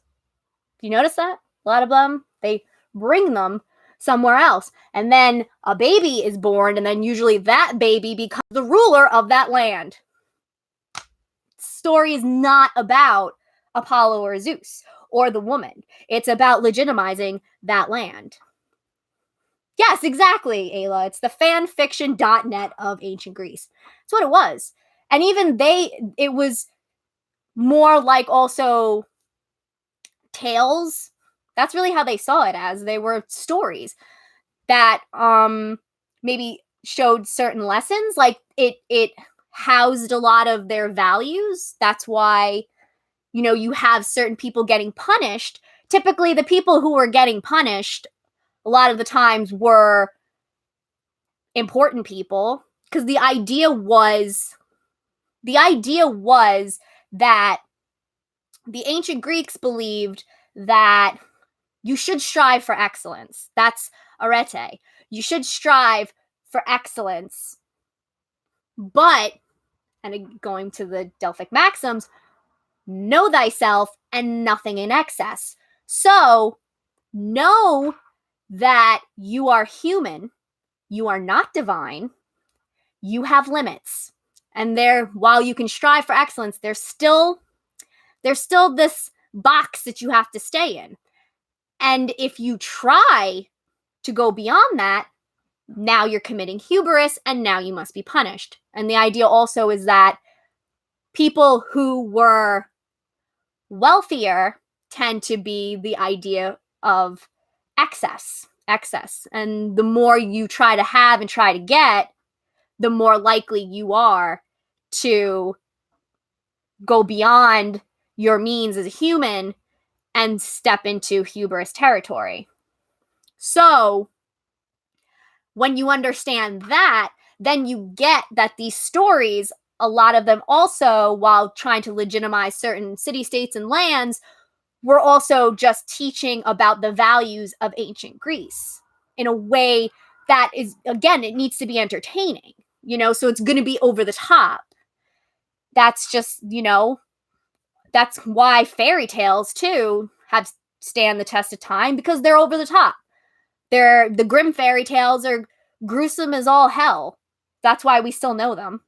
And also, well, because Disney, but then they ruined it. But like, where is the gore, Disney? But all these things, all these stories, it's not about, I'm always talking about, every live stream I'm going to end up talking about mythology. I need to have like a whole thing about it, a whole series about mythology or something.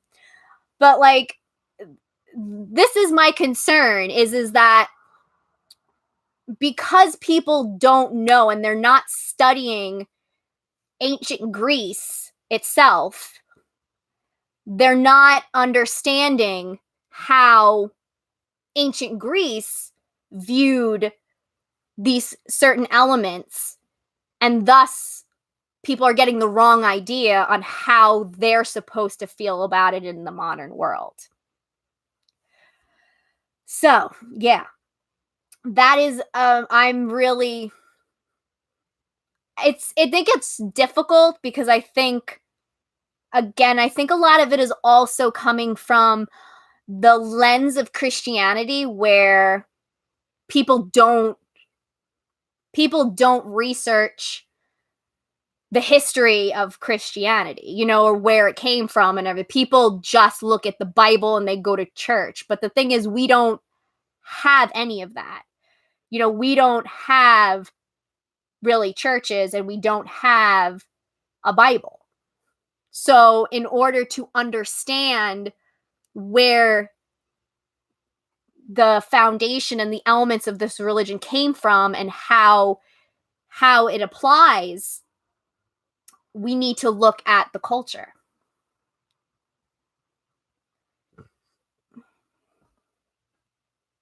Exactly, Ayla, exactly. I think people treat the myths too sacred. I really do. They treat them too sacred. I love that, Stephanie, that you treat them like you treat my live streams like church, Hellenism church. I love that. I'm good. I should start treating it more like church. Get up here and like give a whole big speech. Yeah, that's something, and I know and this isn't like to knock anybody, because I've learned that it's people are different from me. Like I've been a research fanatic since I was little. I've been a history fanatic since I was little. I have a degree in history, so it's like this stuff comes easy to me.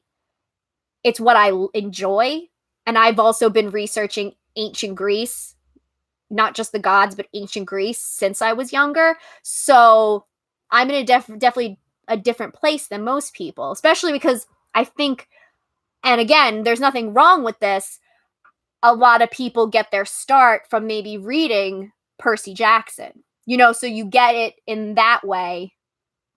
And it's like, and I think in that way, like you immediately then want to look to the myths. And then I think, especially the way school teaches ancient Greece, they do like put an emphasis on mythology. So I think people get the idea that these stories are more important than they really are. So I think it's kind of a lot of that. And I think the culture too, like there's definitely a lot of people on Tumblr. Again, I'm using Tumblr because it's what I know. I'm not really part of a lot of other internet communities. But because I mean, on here, you all are very interested in researching and very interested in what I'm reading and certain resources, academic resources, and learning more about ancient Greece. A lot of you already know. A lot of you know things that I don't know and everything. So I definitely don't think it's like everybody. I'm just noticing, at least on Tumblr, that there's definitely no one's really emphasizing that you really should be researching not just the religious part of ancient Greece, but all of it. You're 100% right, Lisa. It is really overwhelming to know where to start. And as I've talked about constantly, academia is overwhelming in itself. Like the way things are worded and just how big the books are. And, it's hard to get through a lot of it because it's boring. They're taking, a interesting topic,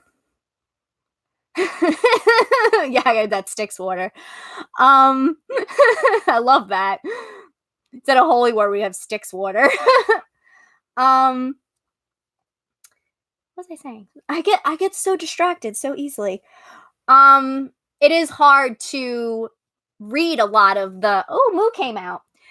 A lot of the academic resources because they're a pain in the ass to read. It's true. It's so true. It's always I always say that academia is just who can make interesting topics sound the most boring. It is. It's I know I've said it before, but I can remember being in college and I was taking a class I was really excited about and the like the resources they had us reading, it was like you're making a topic that I really enjoy sound so boring. Like I don't like this topic anymore, and it's ridiculous. Which is one of the things now that I'm also trying. That's another thing that I'm really trying to do more of and put an emphasis on is to help people a find good resources and B help people understand the resources more. Because I know it's difficult to get through it. Like I said, I have a degree in history and a lot of it is still was torture for me to get through and it still is. I'm like, really? What are you saying right now? So but that's why I'm trying to go through a lot of things to see what's easy to read, what maybe isn't, and things like that. But it is still extremely important to at least try to understand ancient Greece and its history. Because a lot of things also, like the fact that how it's structured, like the fact that they had the city states. Because when you understand they had city states and that each one was different and each one had kind of its own things going on, they weren't all the same. It was very similar. It kind of like, if you think about how in America, all the states, like we're Americans, but each state has kind of its own culture. We have our own things going on. We even have our own laws. It's kind of similar in that sense. But when you understand that, then a lot of other things make a little bit more sense when you think there isn't just one way to do everything because all the city states did everything differently. And I think it answers a lot of questions that people have and it kind of dispels a lot of misconceptions, specifically about mythology and the gods and everything. So, but yeah, like I was saying before, I do feel like it's a lot of it again is about how people kind of, whether consciously or subconsciously, view things through a Christian lens. I think people are so used to how Christianity operates where you just focus on the religion part, like the teachings and or whatever you go to church and whatever you learn in church, that's what you do or things like that. And when you do Bible study, you're just looking at the Bible and you're just researching, you're taking everything from that. But I think that's another problem I think we have in the community is people are trying to treat both like they're the same when it's like this is a completely different religion, this is a completely different culture, this is a completely different way of thinking and everything. It's true. And it's true. Unfortunately, yeah, cuz even I've done it before where I've looked without even realizing it, I've looked at um certain elements of the religion through a Christian mindset. And it's like, I have to be aware that I'm doing that and be like, no, I can't look at it that way.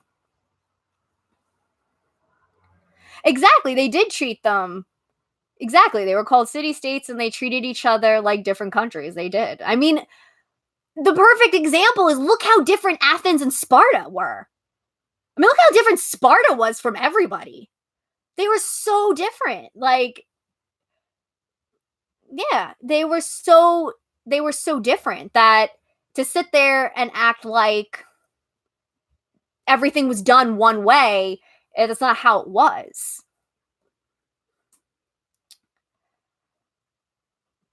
Um, I'd like I had more to say, and then then I mentioned Sparta, and my brain was like, "Ooh, Sparta." Hi, Moo. You want to come say hi? Hi. Trying to see if I can get her. I don't know.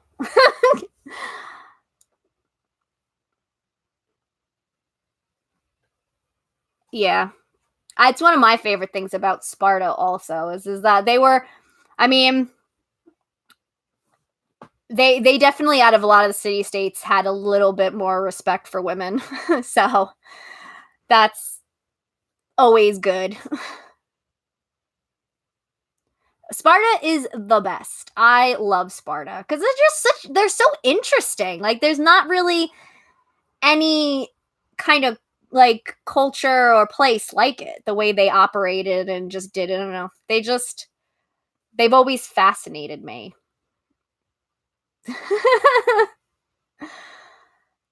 Okay, yeah. I'm trying to think. Was that Yeah, so I think research is extremely important, but specifically about ancient Greece.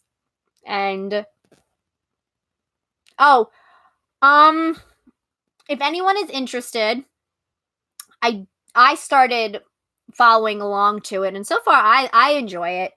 Yale University has their ancient Greece class up for free, and you can and it's all the lectures are all on like video, so you could just watch them. And they also have like the syllabus is on there, some of the resources are on there, what books they were, like their assignments and everything were on there. And I started following along to that because I'm trying to get back into learning more about like ancient Greece itself. And I'm kind of decided I wanted to start from the beginning to just kind of refresh. And I just started doing that. And because it works better sometimes than sitting there reading a book. I kind of like that. It feels like I'm almost in like a classroom setting. And I like it so far. It's been bringing up a lot of certain topics and ideas and things in my mind. So yes, they do. Yale, just go. I think if you just type in like ancient Greece, Yale University, you'll find it. But yeah, they have it. It's free. Um,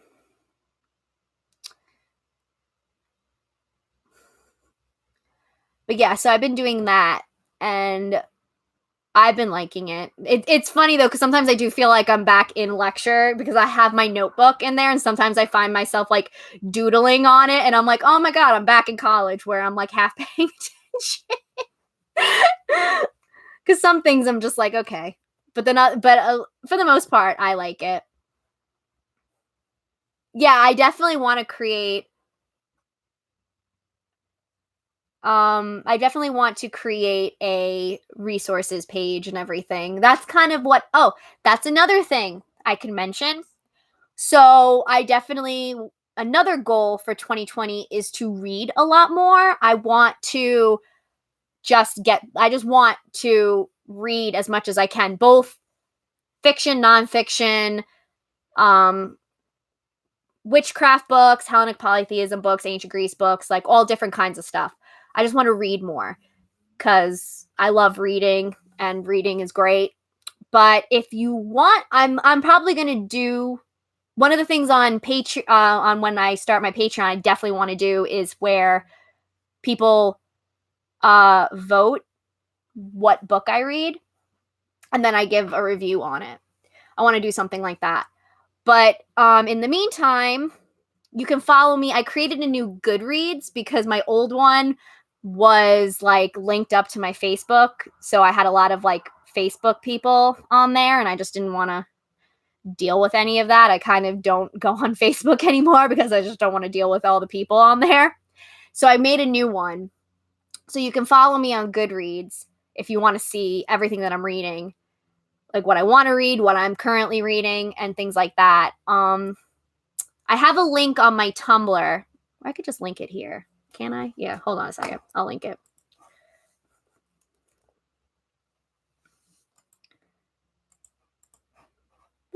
There you are. Hopefully that worked. Did that work? That looked like that got cut off. Hold on. Here we go. I haven't put up the Patreon yet. I want to make sure I want to get in a consistent uploading schedule before it's Moo. before I basically ask people to pay me. I want to, because it's really important to me that people are giving me money that they get exactly what they paid for. So I want to make sure I can do that. But I'm definitely, one of my goals for 2020 is to set up a Patreon.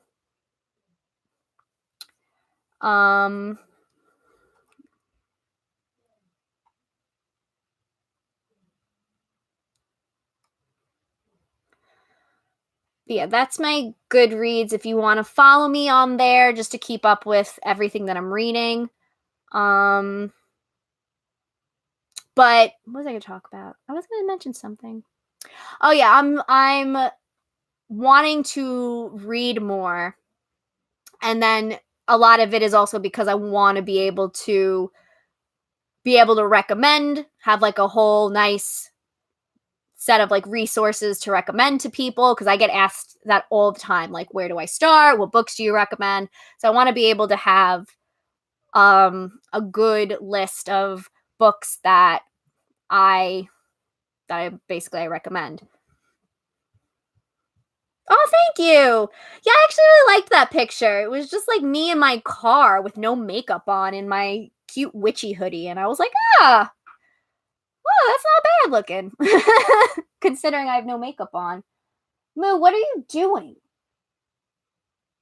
Moo, come over here and say hi. She's like, nope.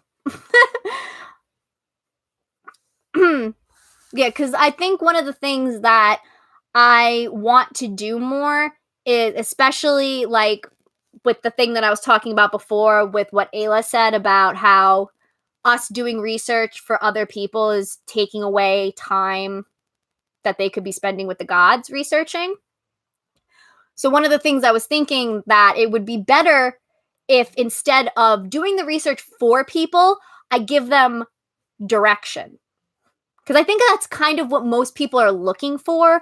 I feel like most people just are so overwhelmed by everything and they just don't know where to go to answer certain questions or to find certain information. So I feel like what I want to be able to do more is just give people the resources and then they can do the research on their own.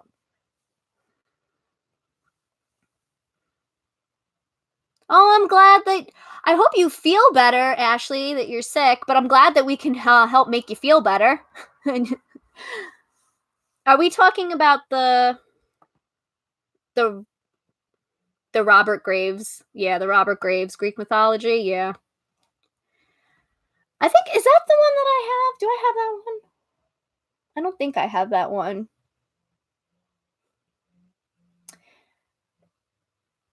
I don't really like, I'm not a fan of those big mythology books. I'm not a fan of those. I like to get the collections that are right from the authors, the ancient authors who wrote them. I just find those better.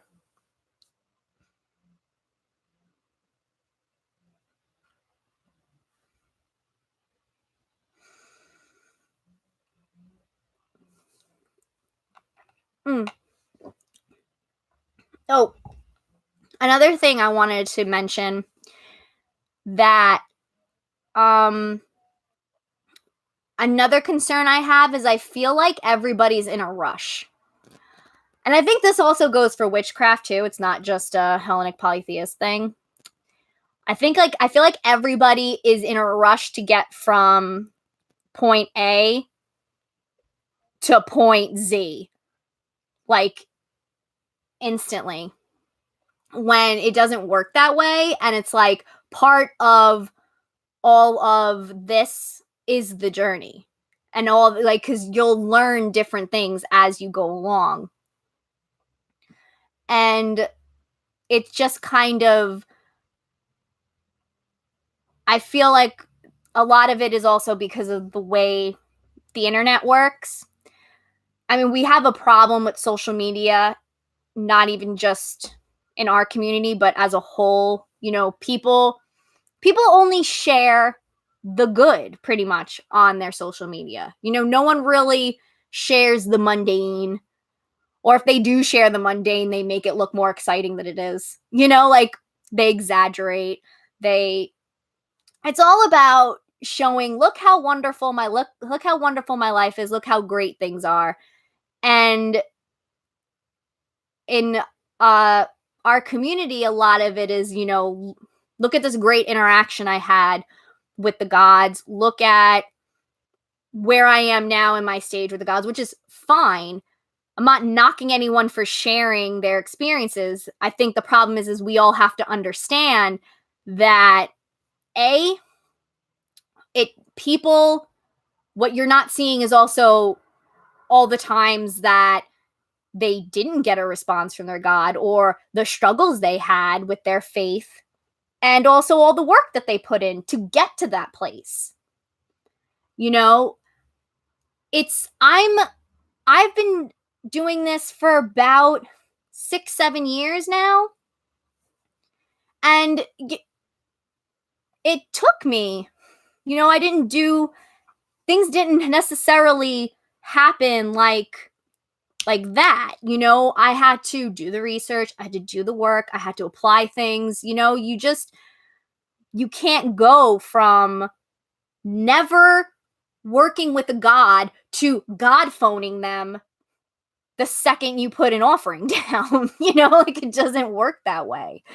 And I feel like everybody just wants to get to a certain point, like to someone that they look up to, like maybe me. Like, a lot of people admire the relationship that I have with the gods, but again, like, that's 6-7 years in the making, and I'm still working on it.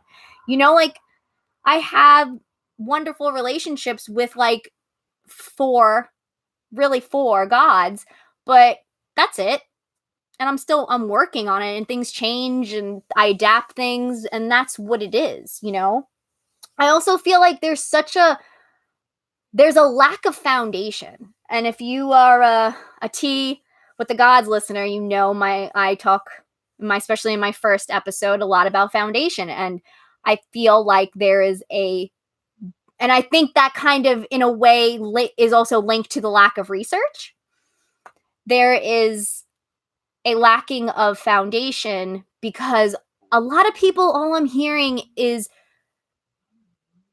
when do I get to communicate with the gods? When are the gods going to communicate with me? Why am I not communicating? Like, it's all about receiving like something from the gods. That's what it all boils down to, which I get it.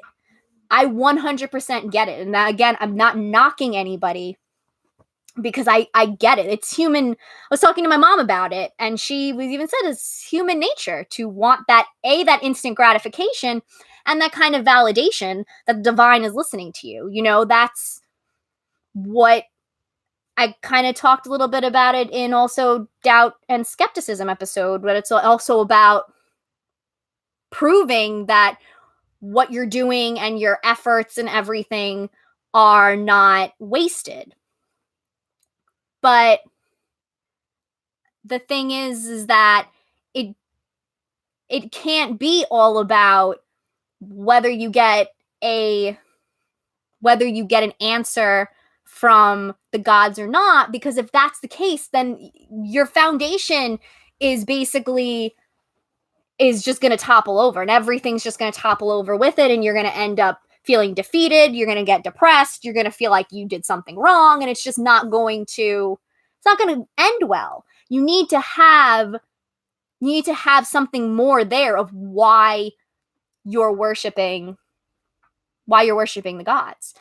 And I think that's something that I've kind of noticed more with people, because again, for me, I've had the foundation of that.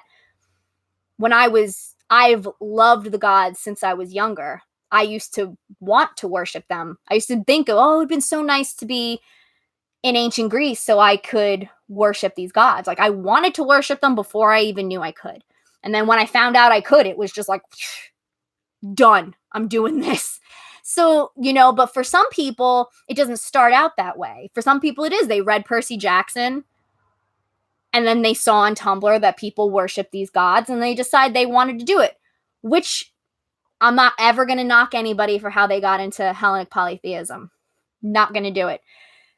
But what the thing is that you still need something to hold up your whole beliefs, like, what is it about this religion? What is it about this particular god that makes you want to dedicate your energy, your time, your devotion, and your love to?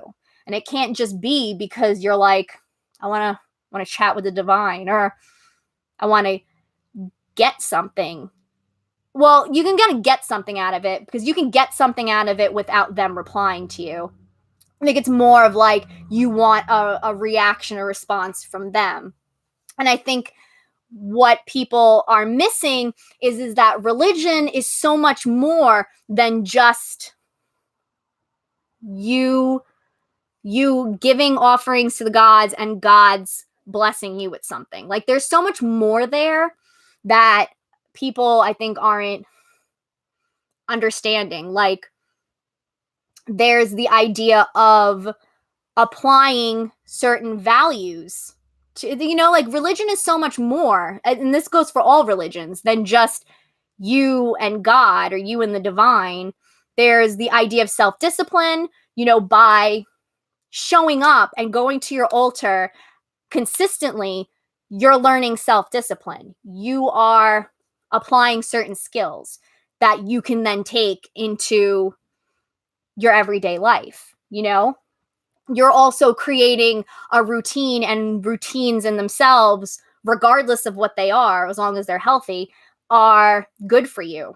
And especially for some of us who have certain mental illnesses or certain learning disabilities or whatever, having consistent routines keeps us focused. It keeps us going. It keeps us positive. It helps us have a good day. If we do something in the morning, it gets us ready for the day. It can also help us go to sleep at night, which then, of course, helps our mental health. You have, again, all of the values that you can apply to your everyday life to help you succeed and thrive and find happiness, because you're learning about who you are. You're learning about how to interact with other people. You're learning about how to follow your dreams. You're learning the value of knowledge. Like, there is so much other stuff within the religion that could help benefit you, that can help you grow and be a better version of yourself, that is not linked to whether the gods are talking to you or not. And I feel like that's something that just gets missed completely.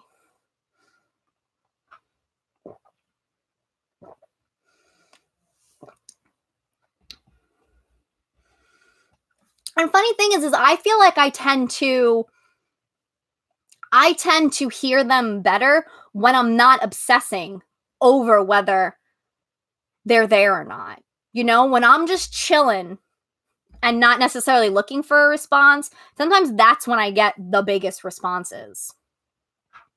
I just think I've just been noticing there's such a focus on communicating that people are missing all the other benefits to all the other benefits to religion, because there's so many other things that you don't need to have constant interactions and communications with the gods in order to benefit and have a fulfilled, religious experience. What? Why is he what did I do? Did I mess up? Why? What did I do, Apollo?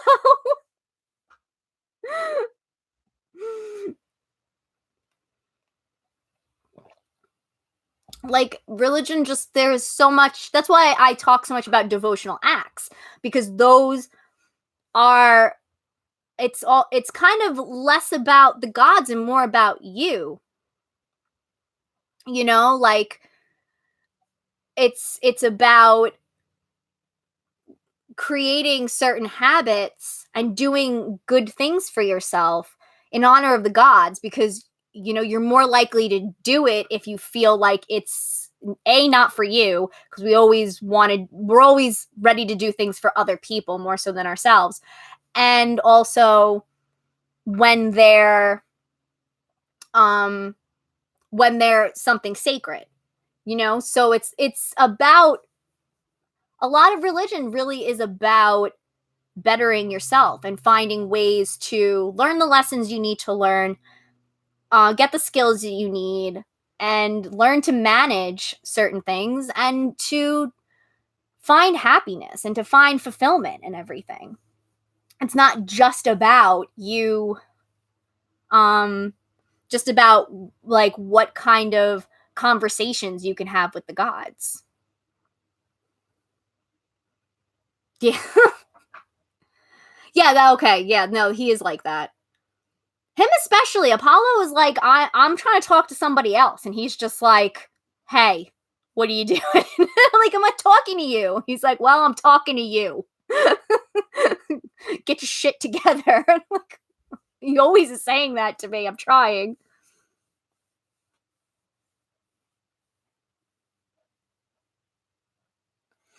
Oh, that's so beautiful, Rena. Yeah, it's like, that's really like, you know, sometimes they'll show up when you really need them, and it's like, they can't always be with us. Like, if they're always there holding our hands, then we don't learn anything, you know?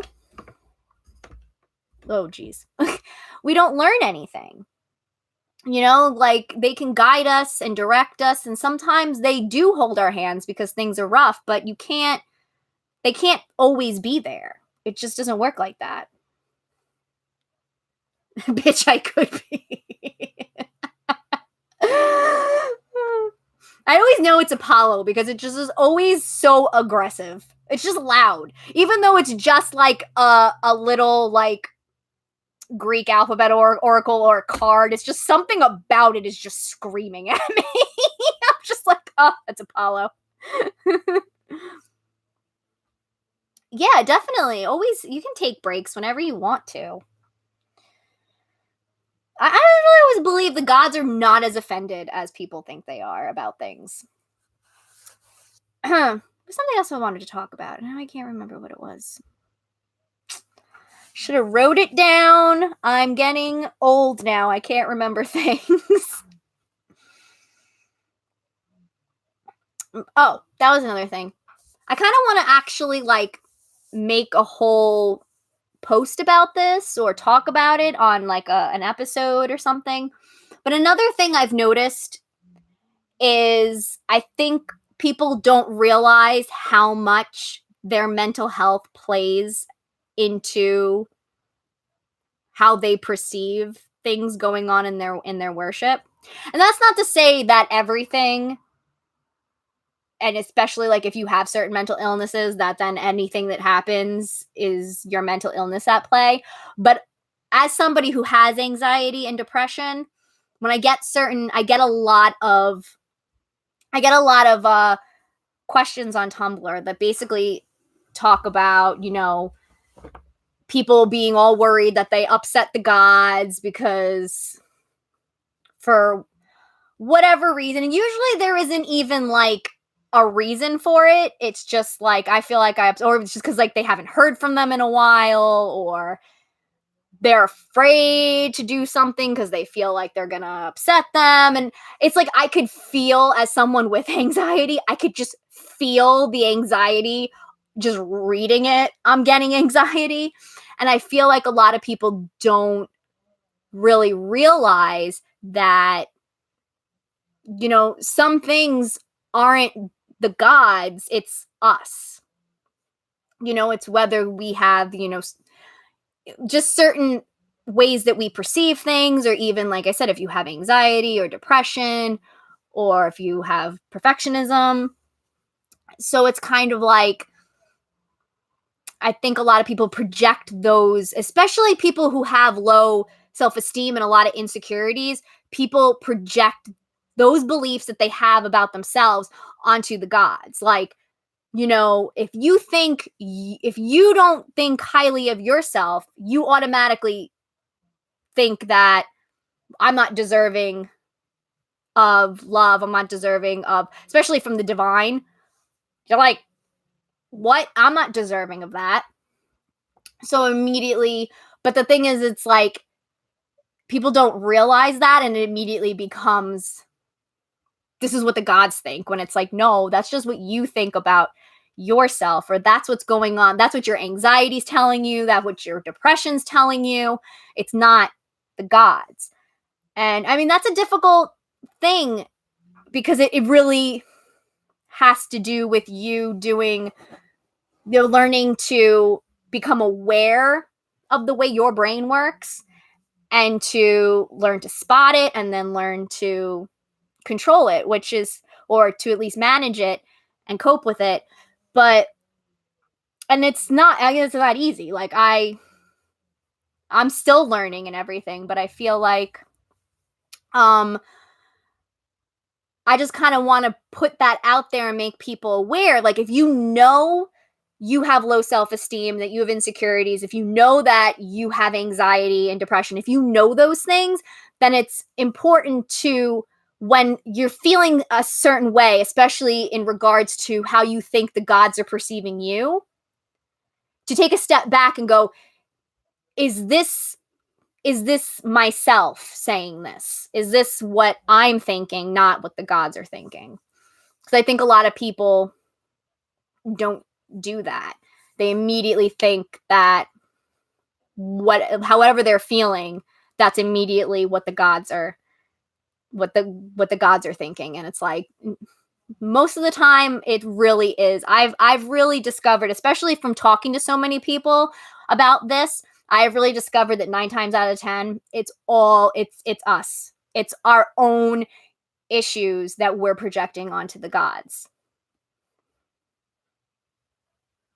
Brain weasels. I love that, Ashley.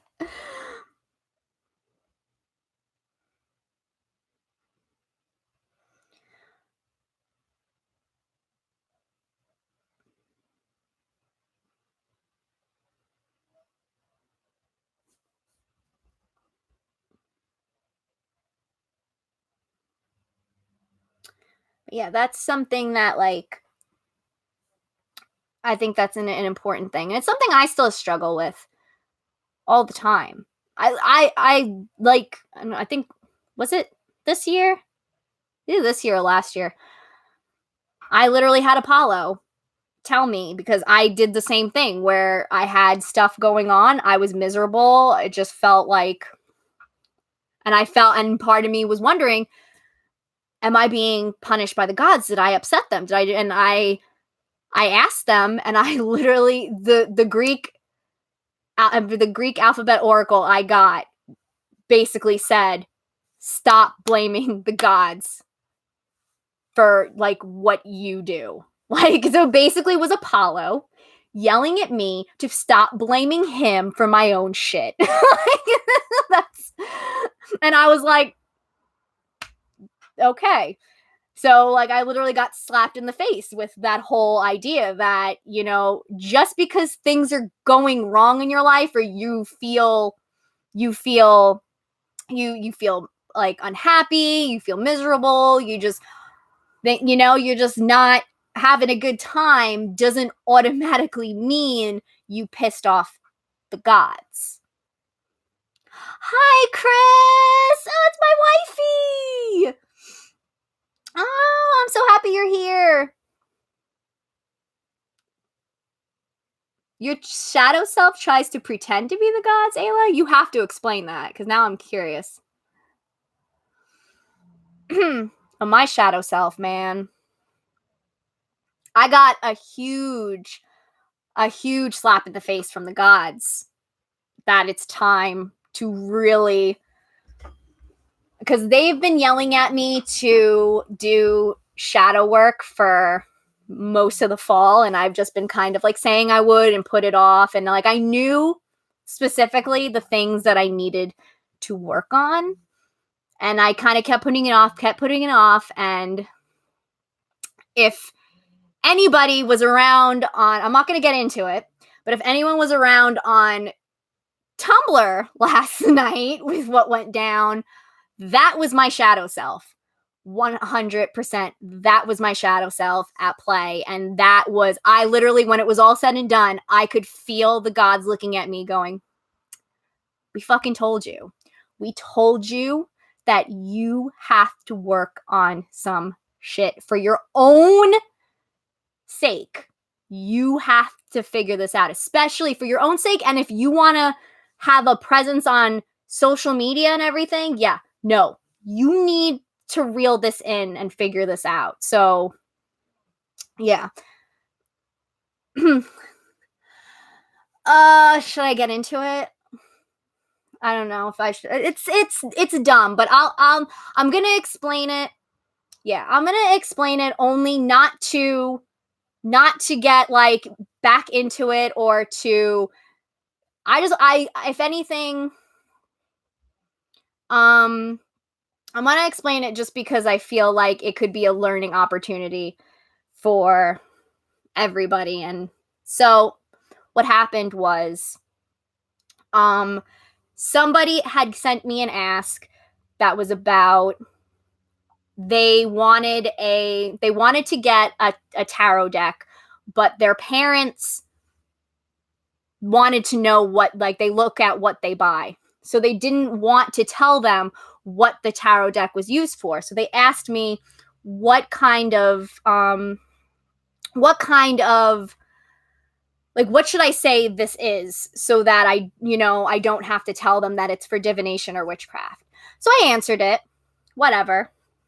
No big deal. I get questions like that all the time, where people, who are in the closet, want to know how to do things discreetly. Then I had somebody say that they didn't think that was right. They didn't think that lying in any capacity is okay, and that there are other ways to go about it than to lie. So I responded, even though I didn't agree, I responded very politely with, that basically, I understand how you feel, you're welcome to it, but, I didn't think it was that big of a deal. I lied to my parents all the time when I was younger, and I don't think lying in any capacity is wrong. I think we lie all the time, and I think people lie for common courtesy. We tell white lies all the time to be nice, and some people lie because of survival. Like, you have to lie. So, and that was fine. Then apparently somebody in the comments was a little rude. Now, all I saw was someone told them to shut up, and then kind of proceed to go on about how parents are abusive and da-da-da-da. And then they came back and said to me, basically, started talking to me about the comments, which they were only 2, but I just want to make that clear because this is how I'm perceiving all. There were 2 and only one of them could be seen as like rude. And then they proceeded to tell me that that the people in the comments need to chill out, and that just like kind of commenting on what the commenter said, not what I said. And then they ended it when this was the trigger for me. They ended it on I like basically that they don't feel comfortable now asking me questions on my blog. And that hit a nerve instantly with me, because we all know, if you know anything about me, you know, having the spaces I create, I always want them to feel safe and welcoming to people. And that line, like, I immediately took it personally. I have a hell of a habit of taking things very personally. I took that very personally, especially considering it annoyed me that it was what someone else said, and it's like I'm getting blamed for what someone else said. So then I kind of went back and was just like, oh, you know, you're blaming me and you're guilt tripping me. I did nothing to you. You know, I don't know why, like, I didn't deserve that last line at all. I kind of started getting a little angry. I still was nice, but I was a little assertive. And then it turned into a whole thing, because then they kept going about telling me, and this is another, they just were hurt, like, and the thing too is they were hitting my nerves, like, whether they meant to or not. They just had precision of just hitting the things that get to me. Like, so they did the whole kind of telling me that they don't feel comfortable on my blog. And then they proceeded to say that they proceeded to try and tell me how I'm supposed to run my blog, where they were like, you know, it's your responsibility to make sure that other people don't attack other people, and you should be telling them to chill and blah, blah, blah, blah, blah. And I'm like, I just was annoyed, because I'm like, one person told you to shut up. I tell my brother to shut up all the time. Also, you're on Anon. It's not like people are going to your blog to harass you. And most of the comments, honestly, from what I saw, were just like people saying their opinion. So I don't know why. And it escalated into it, because then I was angry, and I have a thing where I have to defend myself. And this is my problem. Is I don't like it when I feel like I'm being misunderstood, I'm being wronged, and especially when I feel like people are inserting me in a false narrative. That is like what it gets to me, you know? And it really was a shit show, and it was a mess. And I do think, hi Juliet. I don't think I was in the wrong in the situation, but I do think where I was in the wrong was for allowing it to escalate. I do think what I should have done, because at the end of the day, I defended myself, but what did I get out of it? I got a freaking headache. And like, and I hate to say it, because I don't like it when I feel like people got to me, but I was on the verge of tears, because it was like, I was frustrated, and I just felt like my integrity was getting questioned. I felt like, because again, it was really important to me to have a safe space. So for this person to tell me, basically, your space isn't safe, it really was like a arrow to my heart, you know? So it was just like, it was hard to, because it's like, I was frustrated too, because it's like, this person they eventually came off of Anon to comment and everything. And apparently they were also going to other people's blogs and talking to them about it, it was like, this person seemed to be just like me, and that both of us had an urge to defend ourselves. So that's why it just kind of kept going back and forth, because neither one of us wanted to concede, which is, which was not okay. But yeah, it was something that I think needed to happen. And I think whether I think the gods orchestrated it, I don't know. But I do think that this was a lesson I needed to learn, because at the end of the day, I don't think it's my responsibility to police every comment that comes onto my blog, except if it's really heinous. And but I do think it is my responsibility to keep my blog positive and drama free. And that means not engaging in these things. I've been trying my best to not actually engage in a lot of drama. Like, when I see certain things, I don't comment on things anymore like I used to. I just kind of scroll and let things go, because I really do just want to keep my blog a very positive place. But it was like, if you were there, you saw that, or you can, it's still there if you want to look at it. That's my shadow. 100% that was my shadow, because that was Shadow Jessie, who needed so badly to defend herself, who needed so badly to, win that argument, because it was like, no, that's not my character. That's not my narrative. That's not, I don't need to always do that, especially on the internet, because at the end of the day, nothing happens. Nothing good happens.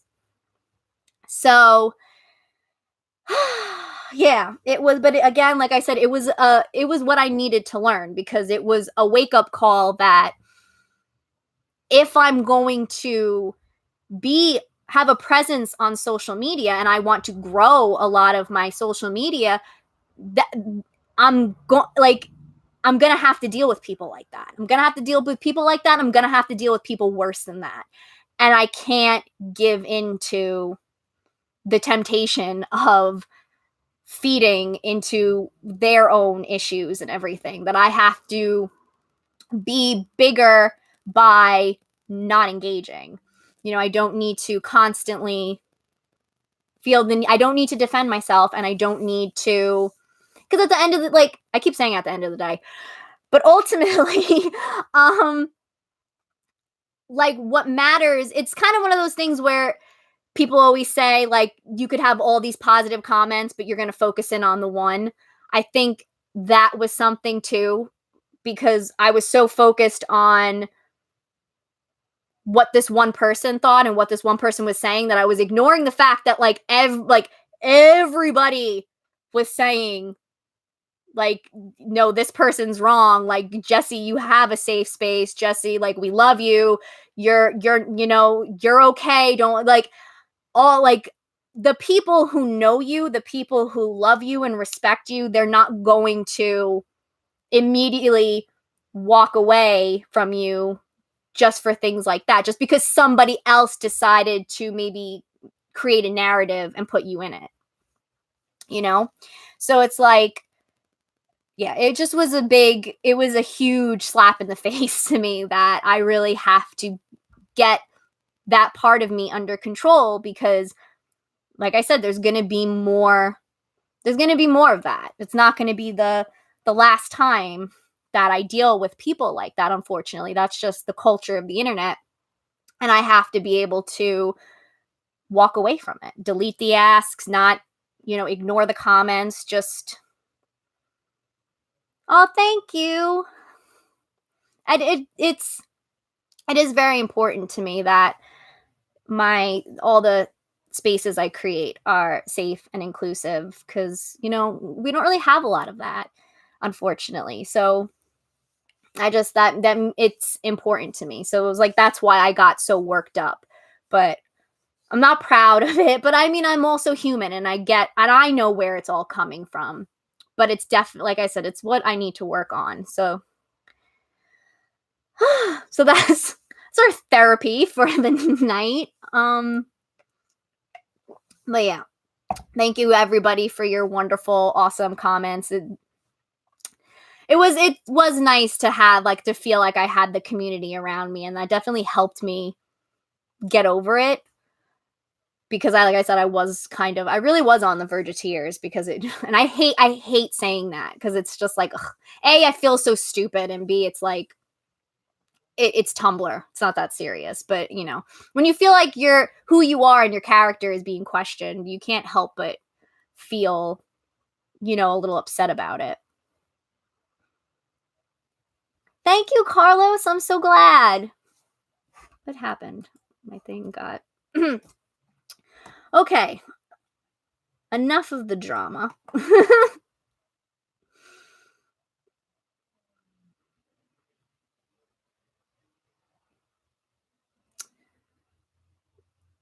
Yeah, yeah, Ashley, they were doing the Will Smith gesturing. They were like 100% they were. It was like when it was all said and done, I just was like, I knew. I could feel them just like, we freaking told you so. We've been telling you to do this work for a while now, and you just are not doing it. And this is what happens when you don't do the work that you need to do. You get situations like this that don't need to happen. Thank you, Juliet. Thank you, Neo. It is always a good time to talk about my shirt. My pansexual pride. I am so excited because I'm absolutely going to Pride this year. 100%. I've already told everyone that's what we're doing for my birthday. I'm going to Pride. So, finally, I'm very excited about that. I think I talked about everything that I wanted to talk about. Does anybody have any questions or any topics they want to talk about? What are your guys' Yes, it is a pansexual pride shirt. Yeah.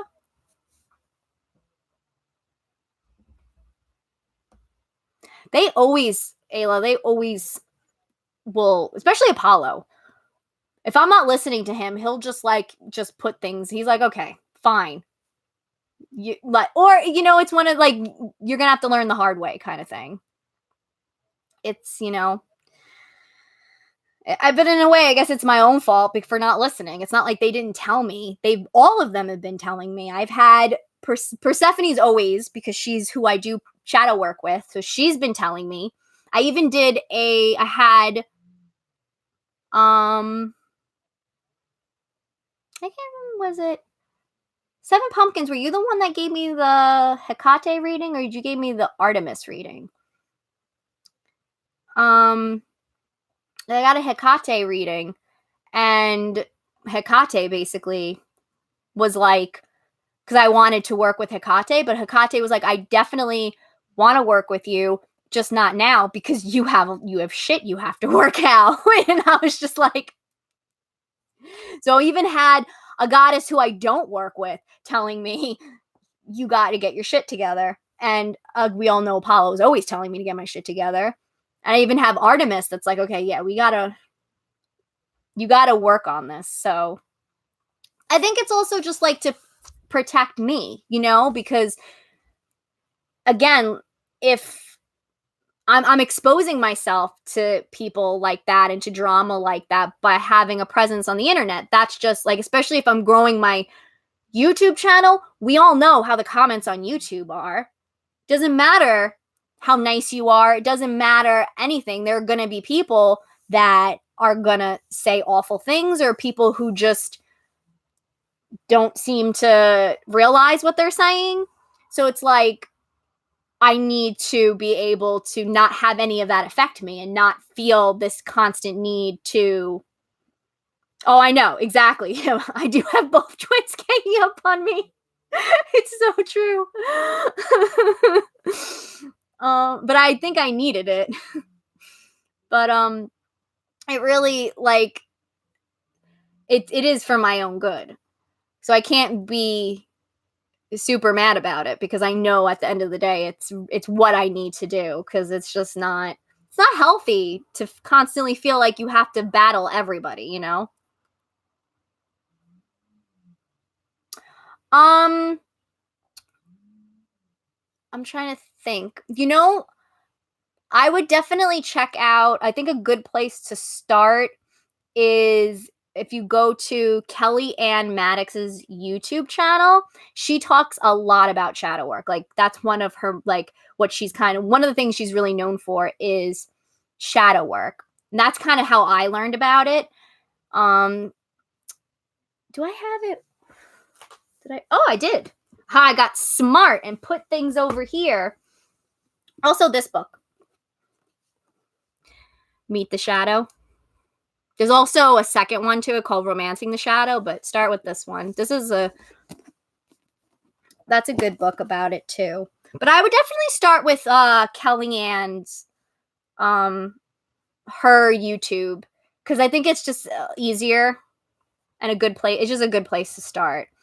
But I love shadow work. It's, well, I would say I love it. Well, I do, but it's a lot. But it's a great way to really deal with a lot of stuff that you might be just leaving, putting in putting in the shadow basically. Oh yeah, sure. Actually, yeah, no. Here you go. She's really great for also like witchcraft and tarot related stuff. So she's like my favorite YouTuber. I love her. She's very she's very knowledgeable, she's very funny, she's very sweet. She also gets right to the point. Like she's just great.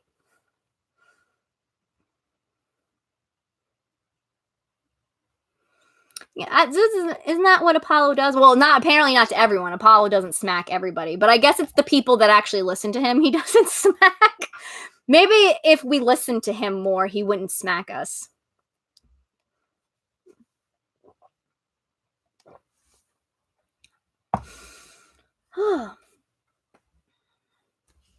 Trying to think. Anything else?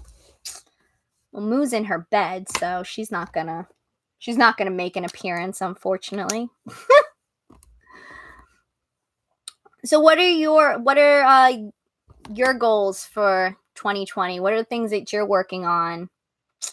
Anything? I know we talked about some of you are doing the same things that I'm doing, but anything else? Any devotional goals that you guys are working on? Or any questions you got? This might be like the shortest live stream. I'm trying to think of anything else I wanted to talk about.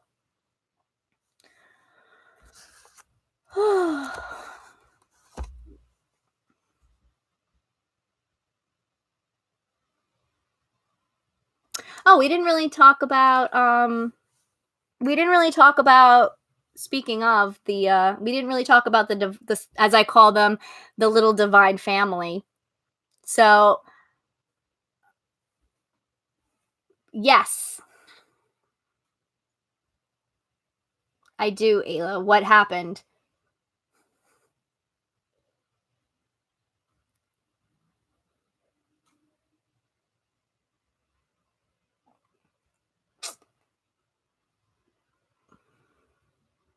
Yeah. And now you have no choice, Ayla, but to go, because he gave you what you asked for, so that's so cool. That's amazing how it's just like you could just ask for it and they're like, okay, here you go. But then at the same time, it's like, oh, well, now I actually really have to do it. That's great, Ashley. I'm so happy for you. I hope that in 2020 you can create that foundation and start making those connections with the gods.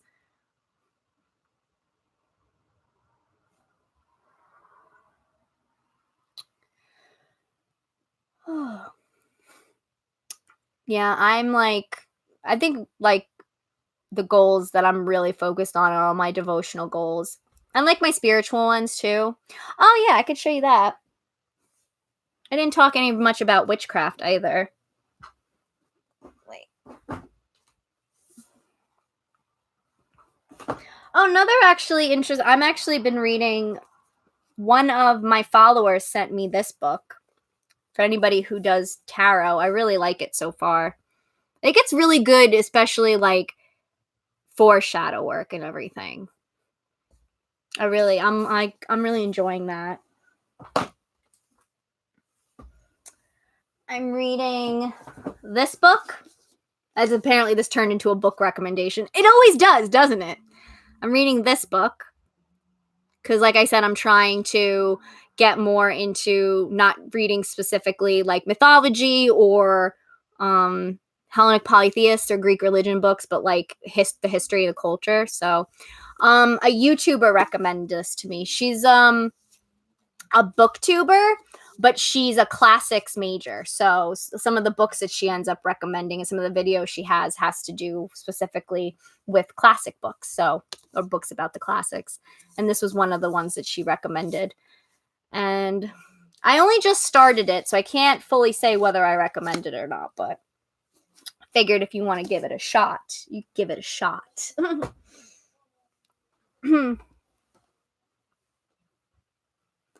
Oh, thank you, Ashley.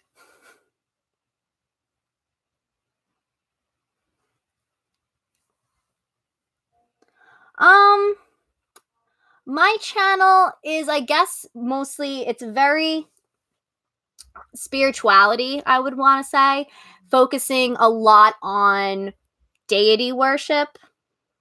And yeah, it's definitely a lot about deity worship specifically. I think that's kind of my big thing, specifically with the Greek gods. But people have said that my videos have helped them even with different pantheons. So deity worship, but also in the future it's going to be also very like witchcraft based. But I think my goal is always to make things really accessible for everybody and kind of have things where even if maybe you're not fully into certain things, you can take something from it. You know what I mean?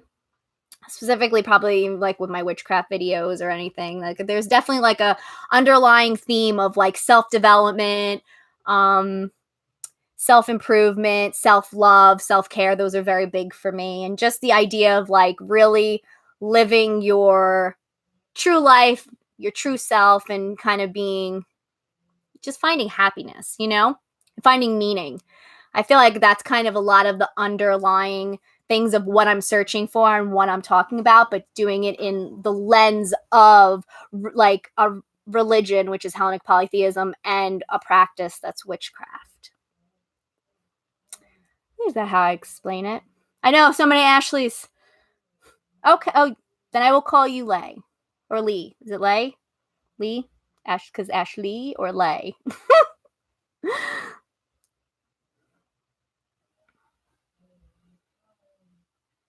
What else do I got? That book. I'm sharing books. I got these from the library.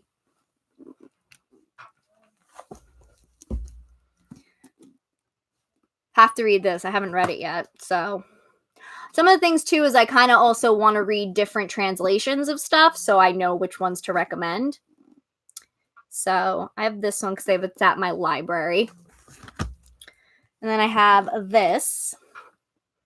I haven't read it yet, and I need to. I'm kind of excited about this translation because I like his translations of, I have them and I like them, of the Iliad and the Odyssey. So I'm thinking I'll end up liking that. And then I have this that has a bunch of, obviously, the Greek plays in it. Because, yeah, gotta read the Greek plays. Gotta do it. So I have a lot to read. But my goal, like I said, my goal is to read a lot.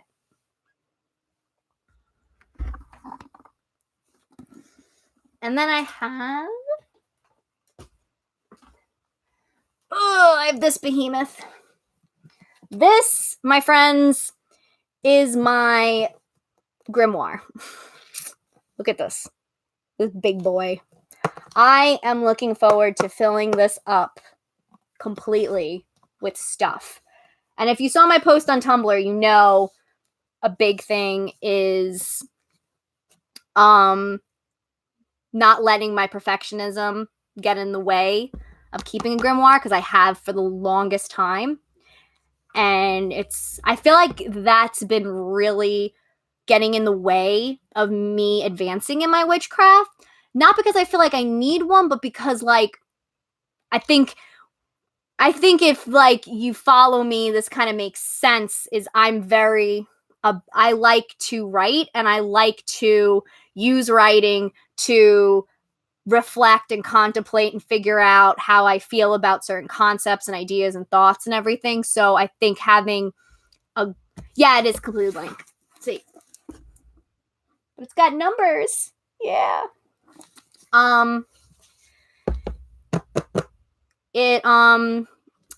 That's really important to me. So this isn't necessarily about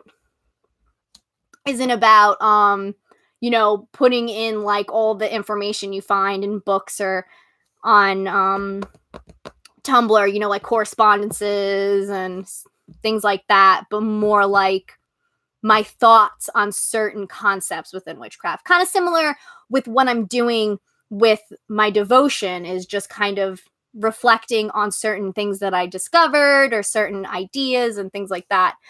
Because I feel like that's more important to me than what blue corresponds to or is associated with, like, it's more my thoughts on maybe the elements as opposed to what the elements are associated with. I feel like, to me, it's more important that my grimoire talks about like how I feel about the elements, how I connect to the elements, how I connect to the moon and things like that, and where I find my power and what magic looks like to me and my history with magic and things like that. I feel like that's more important to me. And I'm also, again, if you know me, I love collaging and everything. So I like that this is a big book that has blank pages, so I could, like, just throw in certain collages if I want to, or I kind of want to make it messy, and I kind of really want to make it just like a scrapbook almost of just my thoughts on witchcraft, and I'm really excited about it. And that's a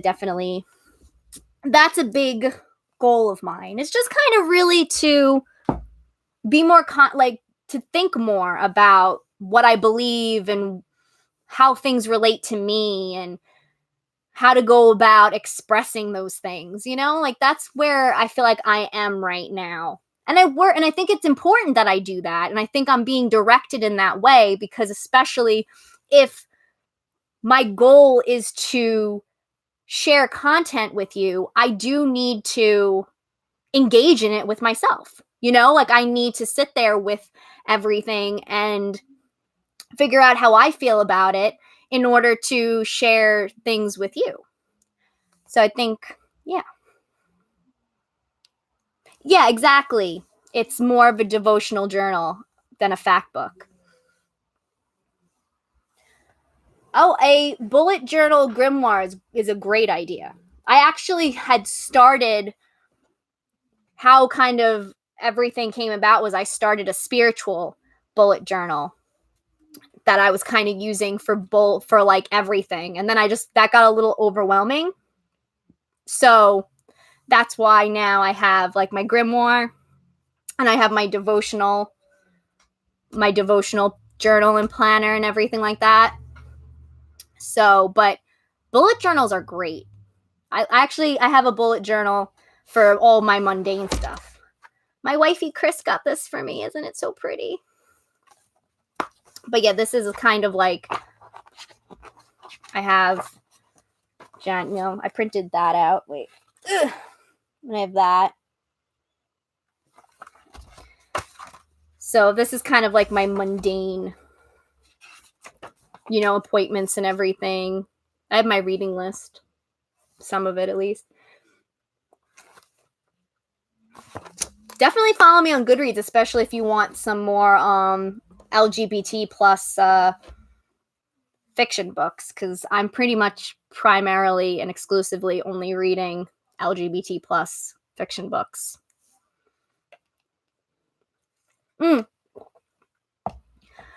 Carlos, I actually am a natural lucid dreamer. I have been lucid dreaming without like thinking about it or whatever since I was little. It's just something I do. Oh yes, Caitlin, I've definitely read the Song of Achilles. Oh my god, you need to read, if you haven't yet, you need to read Circe. But oh my god, Song of Achilles, so good. Heartbreaking as all hell, but so good, especially when you read it and like you know the story. Like Madeline Miller 100% wrote that book for people who knew and loved the story of Achilles and Patroclus, because the things that she put in there were just designed to rip your heart out. So, like, it was just designed. Like, that whole exchange about how Achilles was like, oh, I'm gonna be like a hero and happy. Like, you ever notice the heroes aren't happy? I'm gonna be a hero and happy. I swear it. And Patroclus is like, why me? And he's like, because you're the reason. Basically, you're the reasons I'm gonna be happy. And I was just like, they're gonna die. Like,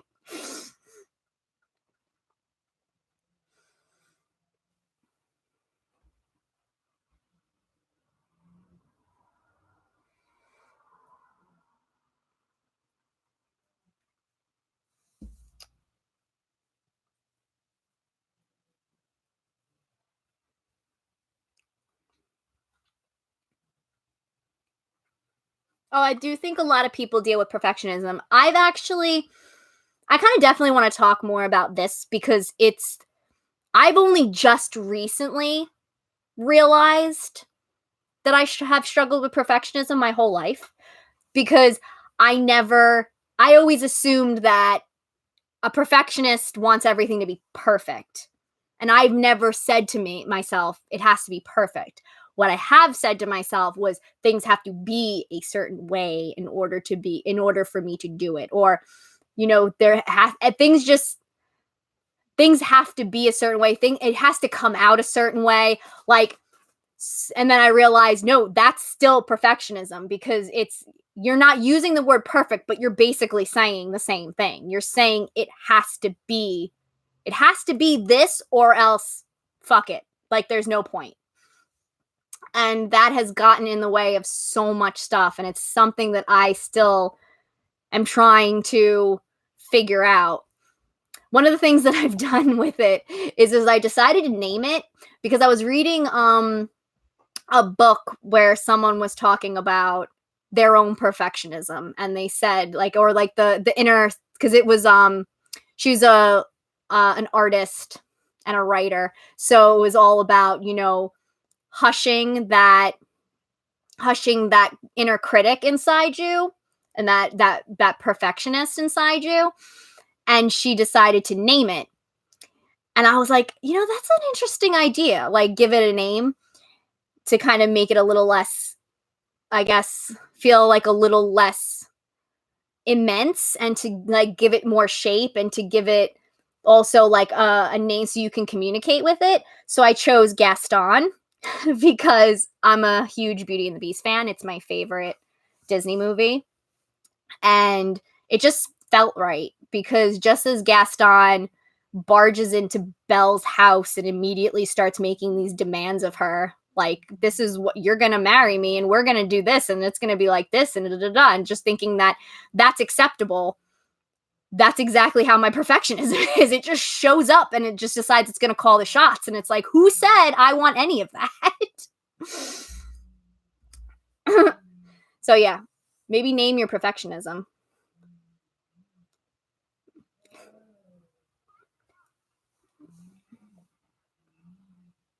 Let's see.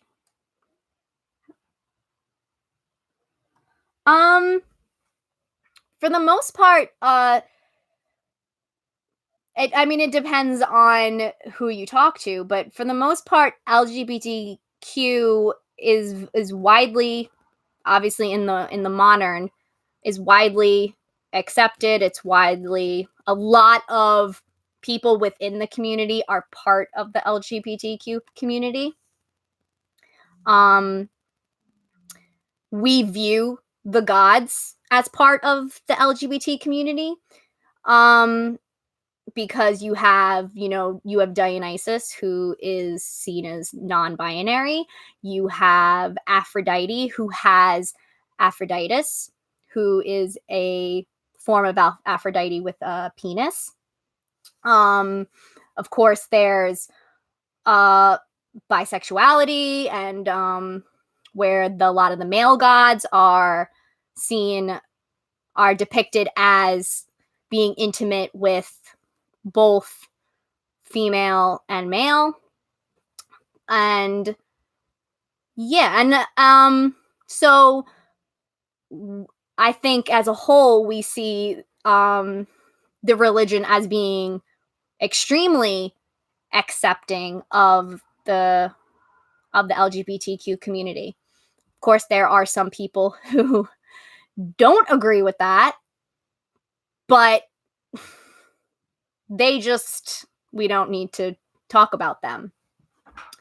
But yeah, I'm actually definitely, I wanted to do it last year, but I'm definitely doing it this year because now I have it in the thought in my head now is I'm definitely doing a episode, at least a episode, if not a little bit more, about the role the gods play in the LGBTQ community. I'm doing it for June, the Pride Month. I definitely want to talk about that because I do think it's an important topic, especially considering some of the backlash that we get because of TERFs. And I definitely want to make sure, as I always say when I talk about TERFs, the way I deal with it is to ignore them, but always make sure I'm louder so that, the trans community and just LGBTQ community in general knows that this religion is for them and that they are welcome and that the gods are not going to look down on them for who they are, and if anything the gods are actually the same as them. So yeah, he annoys. Yeah, exactly.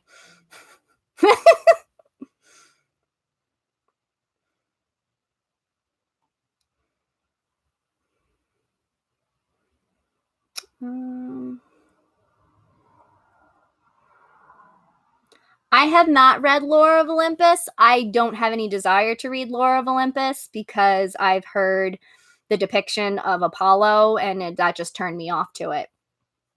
I do know that a lot of people do really like it, including Hellenic polytheists. They do enjoy it, which is completely fine.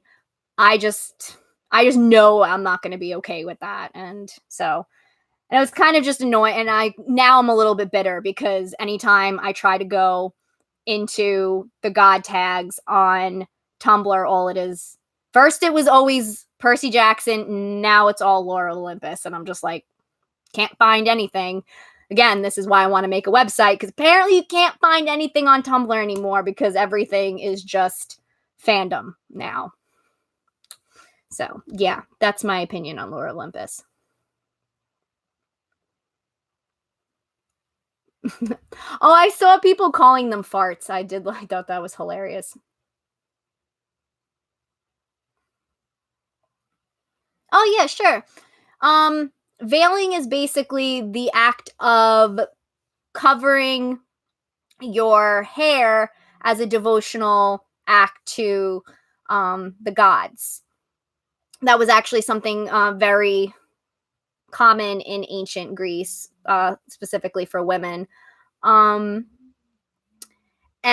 a lot of modern worshipers do it. It's I do have some resources on it.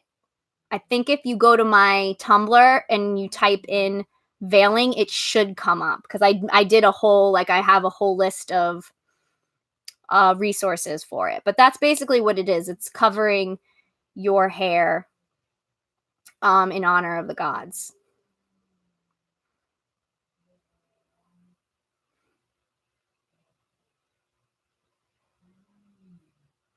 Oh, there's a really, there's a character named Demeter from Cats.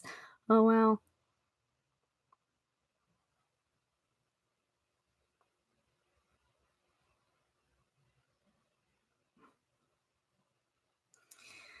Yeah, I was so annoyed because when I was researching Artemis, I was just like, "Oh, let me go into the Artemis tag and see what people are," and it was just all lore of Olympus. It was lore of Olympus, but it was something else. It was a lot of something. I'm trying to remember what Artemis would be associated with. Oh, I think there's another show, or like an anime or something. I don't know, something, but it was mostly lore of Olympus with sprinkles of Percy Jackson, and I was just like, I know. Oh my god. I was devastated when Pomegranate and Ivy left. Yes, DC Comics. Thank you, Persephone. It was DC Comics. That's right. It was the carrot Artemis from DC Comics. Oh, and Sailor Moon. That's right, too. Those were both of those, too. But it was definitely a lot of DC Comics. But it was mostly lore of Olympus, and then it was the DC Comics. And then there were sprinkles of Sailor Moon and lore of Olympus. No, I said lore of Olympus. And Percy Jackson. But yeah, I was super sad when Pomegranate and Ivy left, because yeah, her blog was literally my go-to for everything. If I had a question on something, or somebody asked me something that I didn't know, I would immediately go to her blog. So yeah, I especially was really sad. I was so sad because especially her whole the master list of followers, I was like, I relied on that so much. So that it was immediately, that's why when I realized her blog was gone and she wasn't coming back, I was like, okay, I'm making these master lists. That's why I started making them, because I'm like, I need these.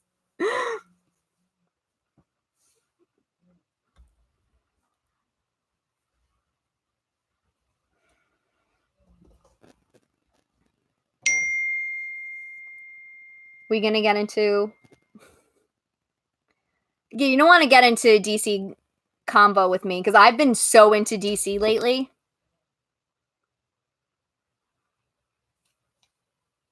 My mom's messaging me.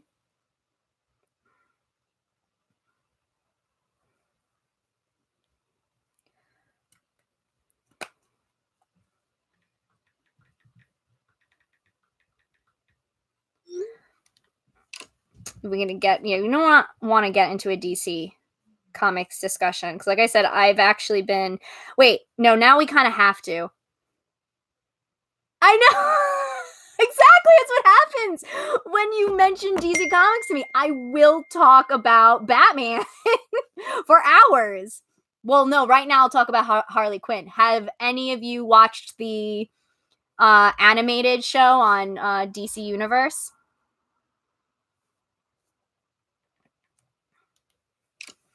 Because if you haven't, it's amazing. It's so funny. It's ridiculous, but it's hilarious. And I love that. Oh, here we go. I'm talking about it. Quick, somebody ask me a witchcraft or Hellenic polytheist question before I get into Batman. No, yeah, you have to watch it. There's a Birds of Prey movie coming out, which really kind of looks more like it's like a Harley Quinn movie, but they're named it Birds of Prey because it's got other people in it. But I'm still kind of excited about it because I feel like it's gonna. I like Harley Quinn without the Joker, so I'm kind of really excited about that. Oh, did you see Moo? Oh, she's coming out. Maybe I can. How's Apollo? He's sitting there painting his nails like, I told you. I told you. But what was I talking about? Oh, whatever. I do sometimes dabble in shufflemancy. I basically just ask a question and just shuffle. And usually, like, I shuffle it, and then what song I get, I like look at the lyrics and I kind of use my intuition to find what it is in that song is supposed to be the message. That's how I do it. And but I do like to do it with instead of doing it like my entire music library, I like to pick one artist and do it. Like I did it during the trick or treat game in October on Tumblr. I did Lana Del Rey because I felt like that would be really good for shufflemancy.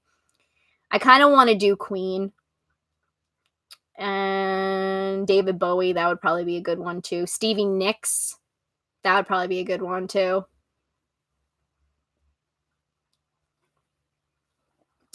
Yeah, like I have Apple Music because it's all then on my phone. And so I have like certain albums downloaded. So sometimes I'll do it there, or I'll do it on Spotify. And like I said, I like to pick certain artists. So I'll go to like them on Spotify or on Apple Music and then just shuffle their whole discography and do it like that.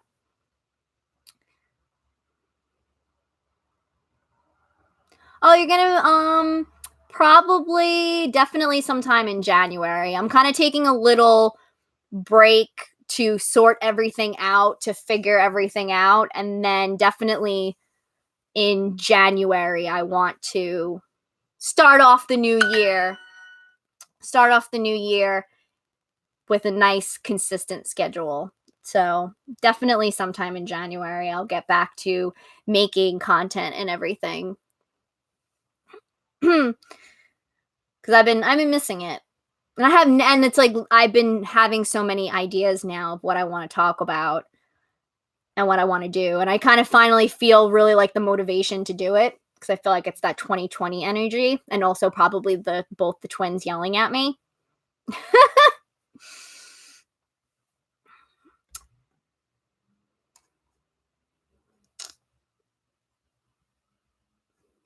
But yeah.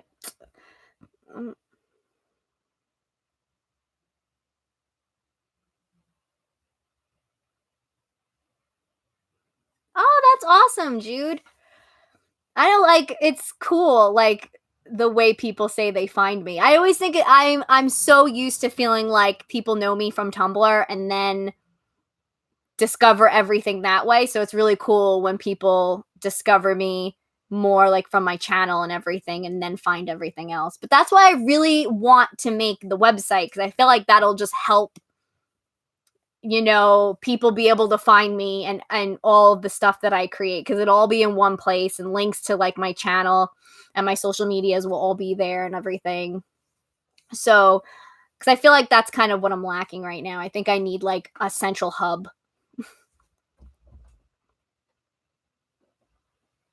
Oh, I'm so happy. Oh, I love being recommended. But I think that's so sweet that you and your boyfriend are getting back into paganism together. Moo, you want to come say hi? You're headbutting me. Let's see if I can get her. Nope. She went, nope, I know what you're doing. Wait, let me see. Come here. Hi. No. I could tell when she's just like, she knows. Anyway.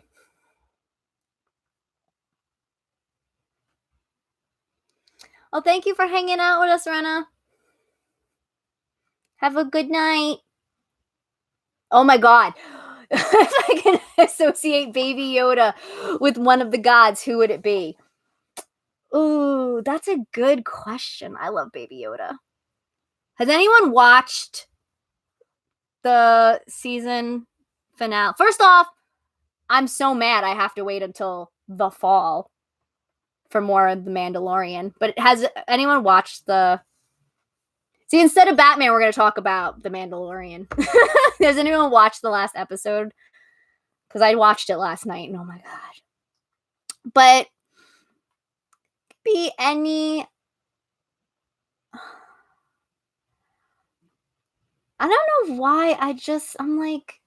I'm trying to think, like, who's a baby? Who's a baby? All I can think of is Eros, but probably because he's a baby. But I feel like Baby Yoda has a little bit more of like a he's not really mischievous.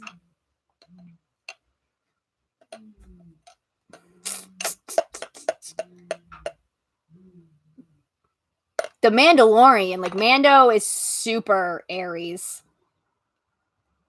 Totally Aries.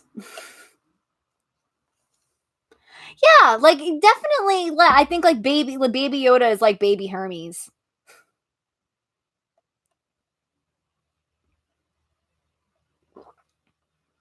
Yeah. It's Hermes. Yeah, definitely Hermes. Yeah, I would definitely go with that. Definitely Hermes. Hermes was probably that cute as a baby, too. Well, now I'm getting images of, like... Aw.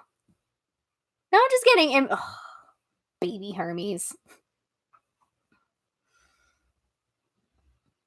But yeah, did you guys watch, Do you watch The Mandalorian? I've been always, like, laughing that people on Tumblr talk about The Mandalorian as if the plot isn't Mando adopting Baby Yoda. I'm like, that is the plot of the story. Like, what? Is anyone even watching it? That's literally the plot. Especially at the end. Oh, now you gotta have me talk about The Mandalorian. I love it so much. I still need to see the new Star Wars. I still don't know. So many of my my relatives know. They're like, I know who Rey is. I'm like, don't tell me. I haven't seen it yet. So now we entered fandom hour. We talk about fandoms.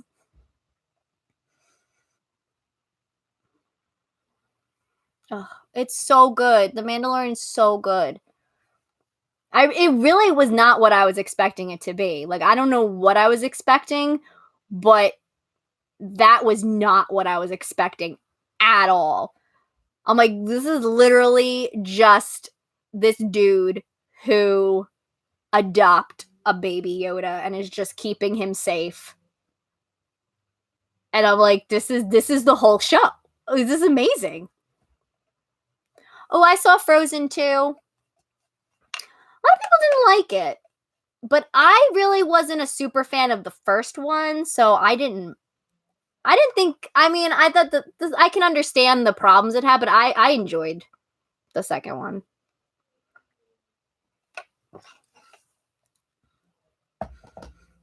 You know, one thing I do want to ask everybody, I'm curious how, not to get controversial here, but I'm curious how everybody is dealing with, you know, everything that happened with J.K. Rowling and how people are like dealing with their love for Harry Potter.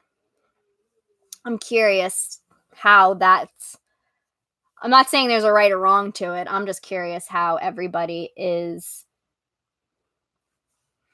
dealing with that.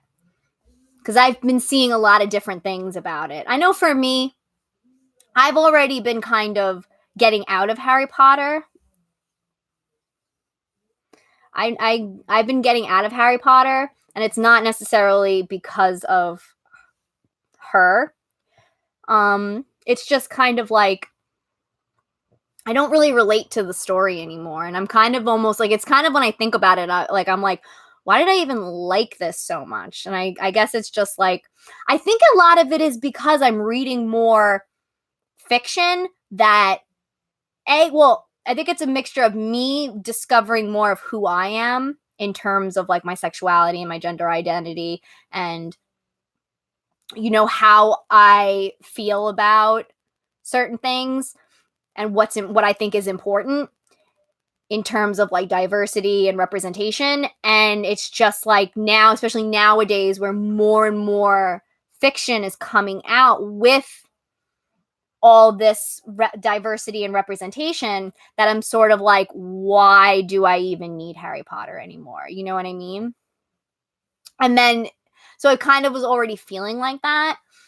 And then with everything with J.K. Rowling, it just kind of was almost like the final nail in the coffin, that it's just like, I just kind of am like, why?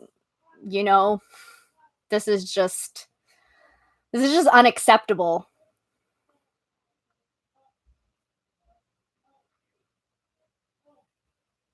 Ayla, that's perfect.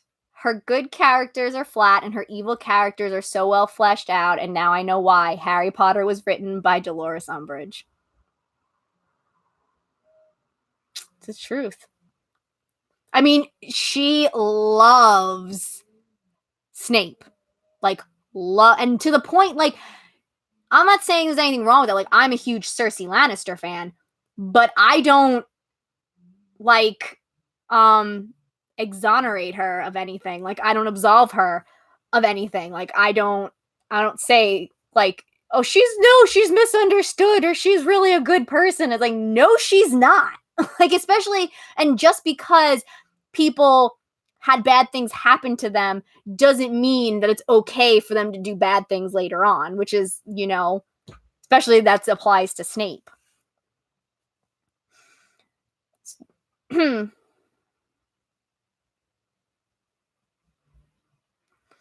Yeah, I definitely think that. I know I said that somebody on Tumblr kind of asked me about all of it and said, what do I do now with, my love for Harry Potter, basically? Like, can I still be a Harry Potter fan?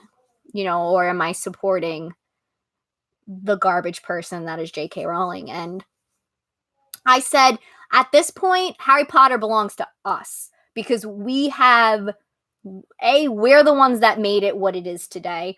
And we're the ones that have reimagined it and recreated it and have basically, turned it into something even better than it was. And it's not hers anymore. It's ours. So I don't think anyone needs to give up Harry Potter. Actually, I was talking to my mom about it, and she made a great, at least it resonated with me. She made a great analogy to it where she was like, well, it's like Disney. Like, look at everything Disney has done, look at everything Disney continues to do. Like, look at Disney.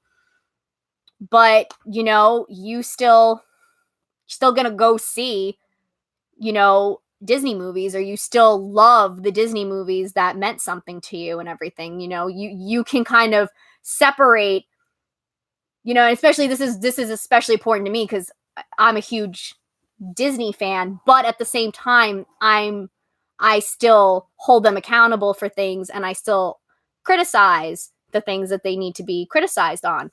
But did I get Disney Plus when it come out? Fuck yeah, I did, because I want to be able to watch all of the classic Disney movies and The Mandalorian, but when I wanted to, because I love Disney. It's so part of my childhood. Like, you cannot talk about Little Jessie without talking about Disney. It's just impossible. So, it's kind of like a very similar thing where it's like we could separate the two, and it's okay to enjoy certain media or certain content, but still criticize it and criticize the person that created it.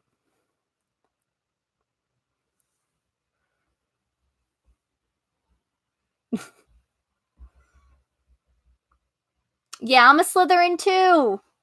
I know, even though like I'm kind of over Harry Potter, I'm still very much like Slytherin house pride. Always.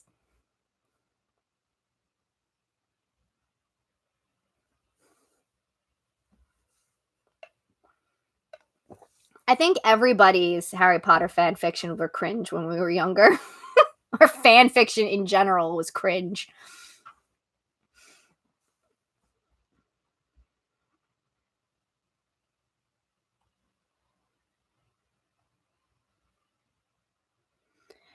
Yeah, Sky, same. Like, I remember because she was following known turfs on Twitter, and that's, I think, isn't that like when it first started? And I remember being like, oh shit, here we go.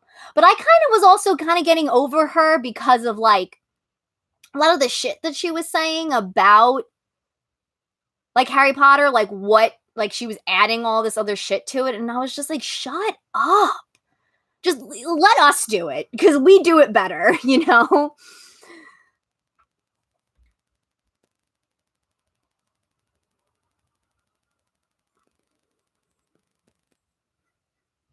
Yeah, I feel the same way. Like, I used to, like, have to marathon the movies, like, at least once a year, and I just don't feel like I need to anymore. I don't feel a connection to it anymore, and I kind of even question why I've ever felt a connection to it before, and I really do think it's because I have found other media that does a better job at telling these certain stories or having the representation or, you know, just filling in that, that like what I needed a book to fill in, or certain media.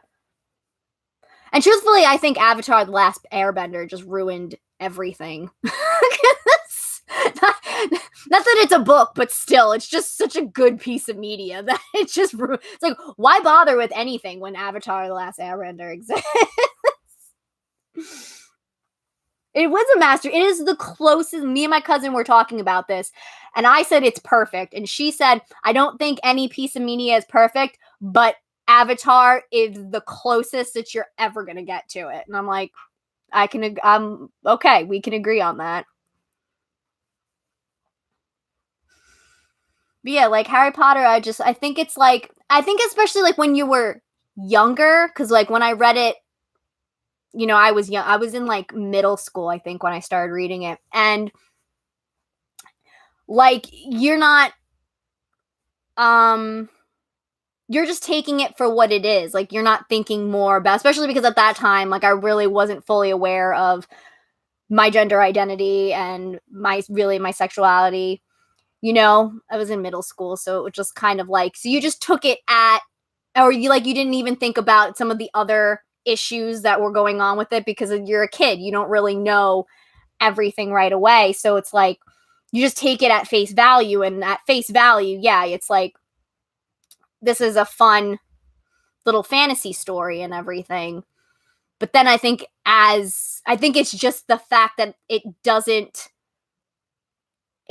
age well. Like it doesn't work in today's environment where now we're a lot more craving um diversity and positive stories that feature all different kinds of people, and we're kind of over this whole, like, the thing that bothers me, especially like as a Slytherin, the way Slytherin was represented. I'm like, this is like way too classic, like the idea that you know there's the good guys and there's the bad guys, and it's like you can always tell who's who, and it's like that, it's just like it was so simple, and I just feel like, yeah. And then, yeah, the way, and I can't, and especially now as an adult, I think that helps too. Like being an adult, like I look at the way some of the adults behaved in the book, and I'm like, what the fuck? Like, and how, yeah, everything with Snape is completely fucked up. I'm sorry, but everything with Snape is fucked up in like no. And like how it's, oh well, it's creepy. It's also creepy. Like he didn't get over his crush on Lily, and then he decides to take out his anger and frustration about it on a child, but then we're supposed to be like, oh no, he was protecting him the whole time. Like, you could have protected him without being an abusive asshole. Like, and that was okay. And then everything with Dumbledore, it's just like, yeah. I always had issues with Snape, and people loved Snape, and I never understood why. Oh, hi, Moo. I never understood, even like before I could really like understand the full scope of it, I still was like, there's something just not right about this, and I don't understand. Yeah, exactly.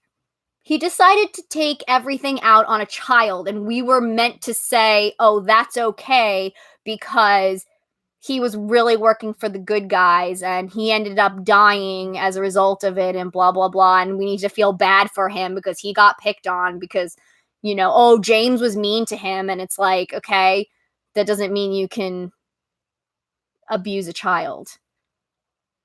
And it's like, it showed how mean he was with how Neville reacted. I remember reading a whole post about it. Like, let's talk about how horrible Snape is based on how Neville perceives him. And it's like, this is the truth. Like, that's how awful he was. Dumbledore, oh my god. Yeah, Dumbledore, like, I feel like Dumbledore was one of those characters that was like, he was definitely manipulative because he starts out like this kind, wise old man. Like, he was supposed to be like Harry's support system. Like, at least that's how like he was perceived and how J.K. Rowling wrote him in the beginning. And all of a sudden, it's like the mask came off and we got to really see who he truly was. But we were still, again, supposed to forgive him, or we were supposed to look past all of that. And it's like, he literally is using a child for bait. Like, and he knew that Harry had to die, but it was like, oh well. It's just like, yeah. But that's like, and oh, here's the big thing too. Yeah, those two were absolutely awful. And what does Harry do? He names his son after these two. Are you out of your mind? Like, that annoys me to no end. Like, I can't. I can't. He names his son after those two.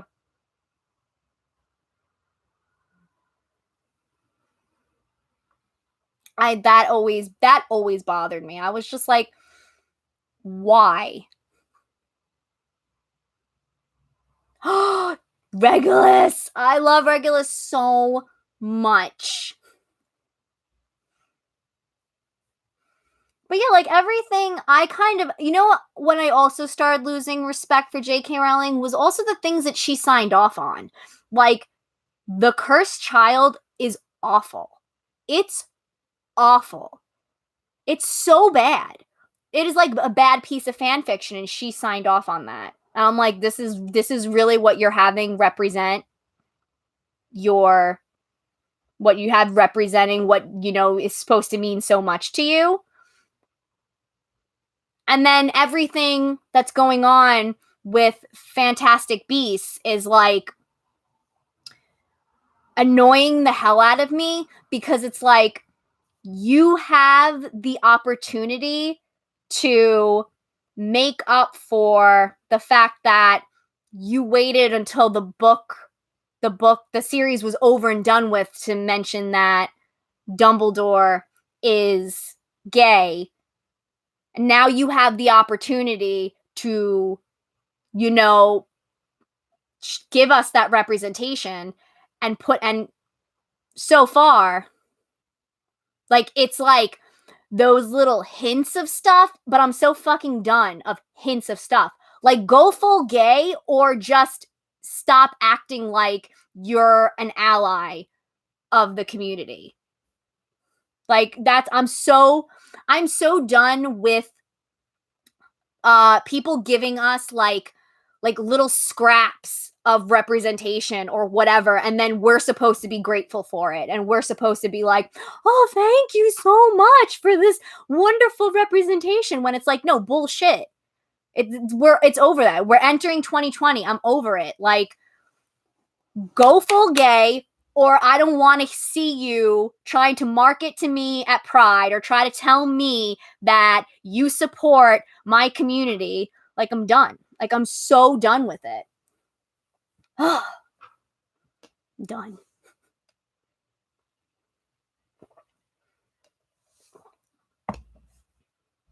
Oh, yeah, the whole Nagini thing. Oh, my God.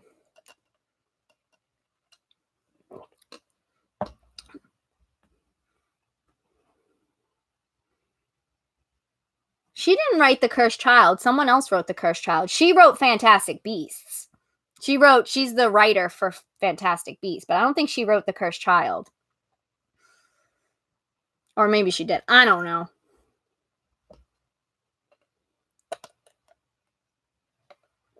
Whatever. It's still bad. Yeah, exactly. It's not even. It's always,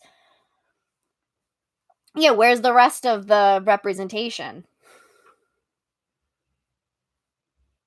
I'm probably not. I've seen all of them, but I'm probably not going to see this one because I'm just, not to mention, like, the movies are just bad because J.K. Rowling is the one writing them. She can't write a screenplay. She can't do it because she's writing everything. Like, I could see it fully watching the movies. Like, she's writing it how she wrote books. And it's like, you can't do that. Like, you can't, it just doesn't work that way because they're two different mediums. How did we? Oh, I mentioned, I asked everybody how they felt about Harry Potter now that J.K. Rowling's a TERF.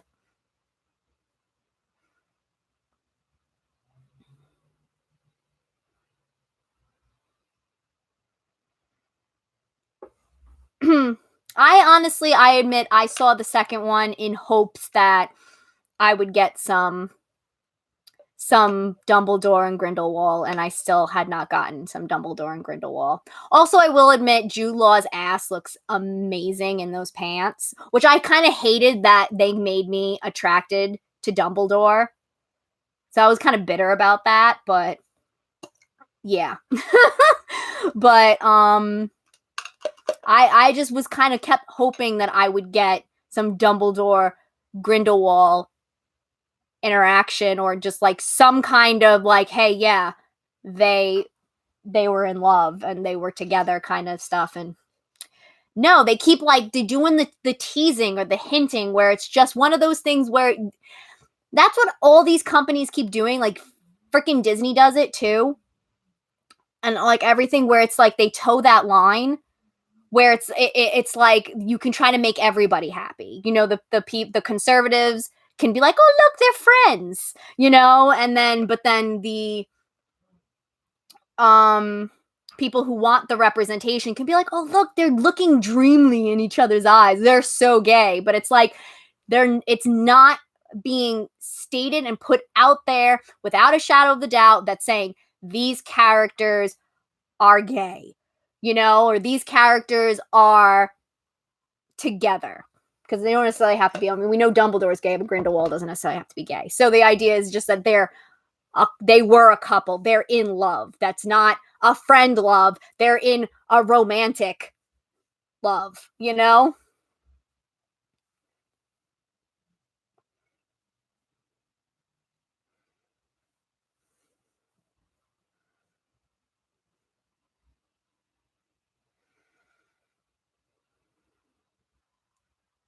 Honestly, I think it's going to do terribly because people have already, it hasn't, from what I've known, nobody was liking this. Nobody was liking the movies because they just thought the movies in general were bad. People are mad that we're not getting Dumbledore and Grindelwald representation, like them as a couple and in love. Like, we're not getting that, especially considering, J.K. Rowling has said that it's canon that Dumbledore is gay, and basically kind of it's obvious that, there's something there between Dumbledore and Grindelwald, and it was like this was supposed to be the opportunity to give back to the community that she supposedly supports.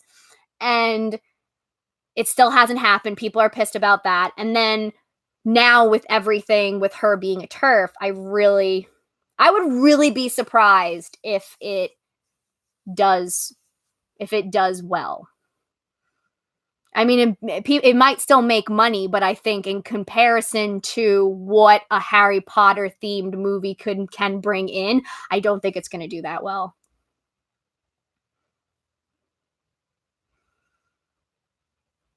Oh yeah, Disney is, like I said, I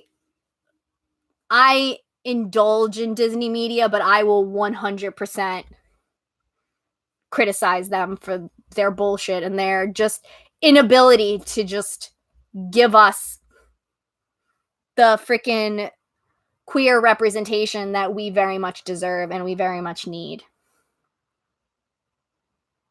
Yeah, let's pirate it.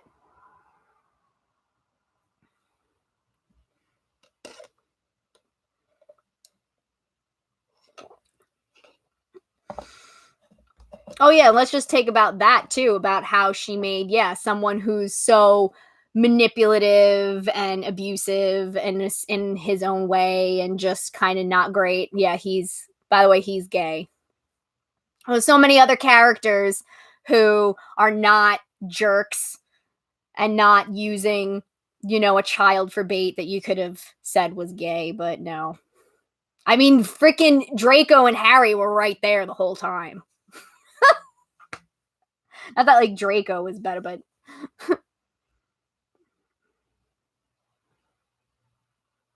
yeah, exactly. No, it's true. It's very true. I know. There's so many other. I love the Luna and Ginny. Luna, the people have that.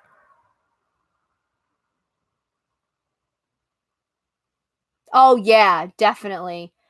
There's so much queer baiting. I fucking hate queer baiting. Oh yeah, Cho Chang. Oh. You know what I will stand forever though? I may be over Harry Potter, but I'm never over a Harry Potter musical. I'm never over that. I will continue to watch that all the time.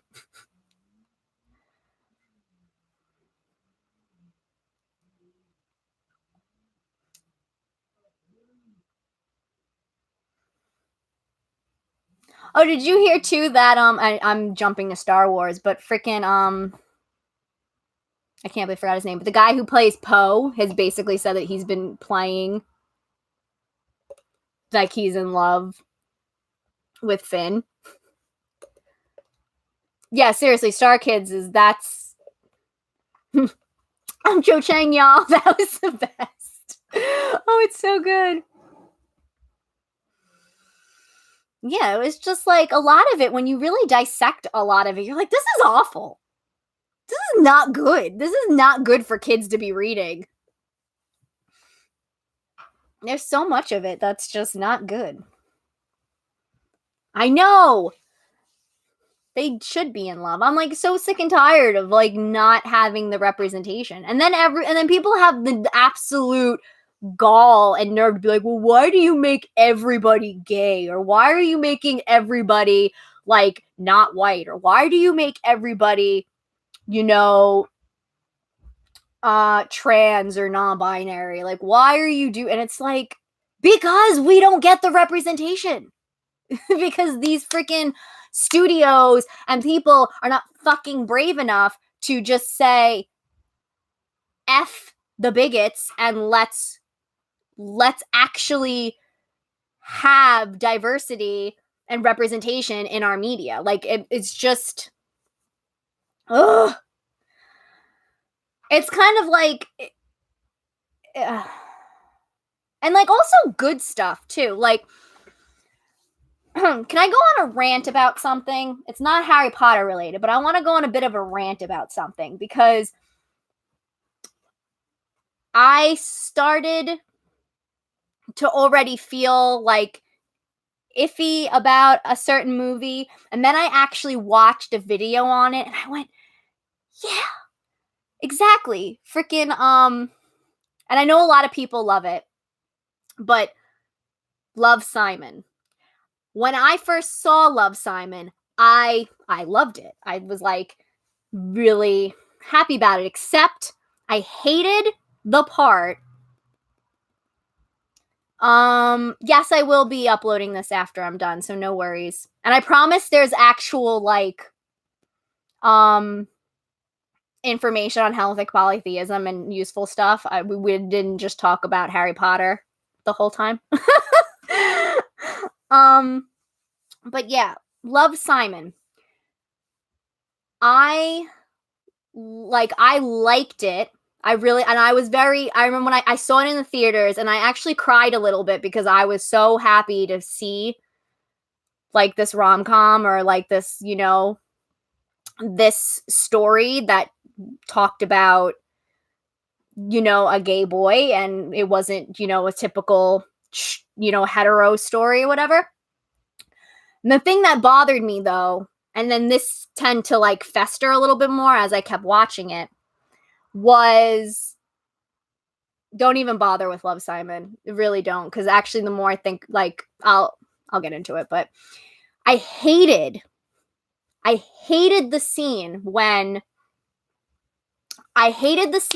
the friends where it comes out that, he was he kind of was like manipulating their relationships and trying to get like, certain people to hook up, like to date certain other people because the one kid found out he was gay and was blackmailing him and said, I will let everybody know that you're gay. He basically will out him if you don't help me get this girl, which was one of his friends. So that's why he was doing it. And then they found out. Now, this is not to say they don't have a right to be mad at Simon. They do. But the movie presented it in such a bad way because it's like, and especially, oh wait, I'm getting so mad. This movie makes me so mad now. Okay. They were mad at him. And then what really irks me was after that, there's a scene with them in the cafeteria and he's not sitting with his friends. His friends are ignoring him. And then these freaking asshole students who are basically have been making fun of the one gay kid in school the whole time starts making fun of both him and Simon and like just being awful. And the friends see this. So they're seeing now why Simon was trying to stay in the closet and, and protect himself. They see it. And in that, and they do nothing. Nothing. They don't go to check to see if he's okay. They don't do a damn thing. Nothing. And the movie makes it seem like that's okay. The movie makes it seem like it was wrong of Simon to do what he did. And granted, I'm not saying that it's all okay, but being outed is it's such a big fucking deal. And, people could fucking die by being outed. And the movie treats it like Simon is all in the wrong. Like it was something stupid, like it was something like they treat it like a, like, oh, I'm going to tell the school that you have a crush on so-and-so. Like if it's a hetero relationship, like you have a crush on this person, which I mean, that's can be scary and humiliating, but it's nothing compared to being outed. And And then that used to annoy me by itself. And I never thought about it, and I'm mad at myself I never thought about it when I watched the video of this one person talking about basically how a terrible of a representation the movie is, and I didn't even fucking think about it, and I'm so mad that I didn't think about it, because that's just Simon basically forces Blue to out himself in front of the whole fucking school. Like, the problem is what they tried to do is they tried to never been kissed. That they tried to do a never been kissed, where Drew Barrymore, wants her love interest to meet her on the freaking pitcher's mound or whatever in front of the whole school and da da da da da. That's cute and that's romantic, but it doesn't work with people who are not out with their sexuality. It doesn't work. It's not cute. It's not romantic. It's fucking manipulative, and it's wrong. And the movie presents it like it's okay and it's cute, yeah, and it really makes the idea of coming out, like, it basically is saying it's okay, come out, like, as if it's just, and then it's almost like it's your fault that you should come out, and if you're not, then what are you waiting for? And it's like, what fucking world are we living in where it's this, candy-coated, lovely world that's so accepting of queer people that we can just come out and everyone's just gonna be like, woo, yeah, like, what nonstop pride party is this? Like, that's not how the world works at all. And now I hate the movie. And the video was so much, and why I'm bringing it up too, other than just to fucking rant about it, apparently, it was how the person was talking about that we're so starved for representation that we will take whatever we can get, and we'll just like, oh, thank you. And that's like that, we'll just like it because it's gay. We'll like it just because, it features people from the queer community, the LGBT plus community. Like, because we're so starved for it, we don't get it often, that it's like we will take whatever scraps and whatever bullshit they try to give us, just as long as they put an LGBT plus character in it. And I'm like, that's so wrong, and it bothers me that we feel that way, because that's exactly how I think I felt when I saw it the first time, was just being like, oh, this is like, I can't believe I'm seeing a movie like this, and yeah, I did immediately get angry at the friend part, and I stayed angry about that, and I continue to get angry about that, but I didn't notice any of the other parts until it was pointed out to me, and then I was like, fuck this movie, yeah, this is awful. But it's like, we're so starved for it that sometimes we just don't even realize it, because we just want to stay in a happy bubble, like, this is good representation, right? Well, it's the only representation we have, Oh,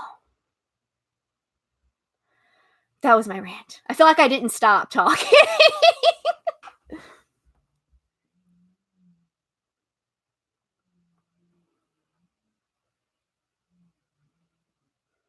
Yeah, they did exactly treat it like, that you shouldn't be afraid to be outed or to come out, that there's nothing to be afraid of, that you should just, like, it was like such a, I think they really tried to treat it like a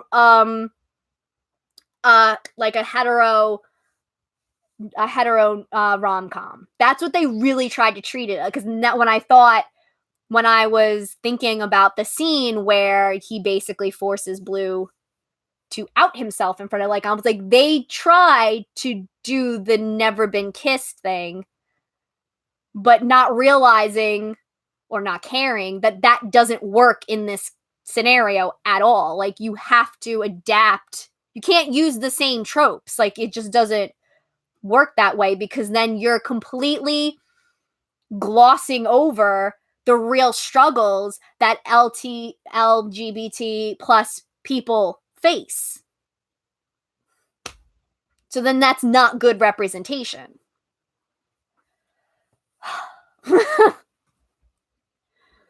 Oh my goodness. Okay.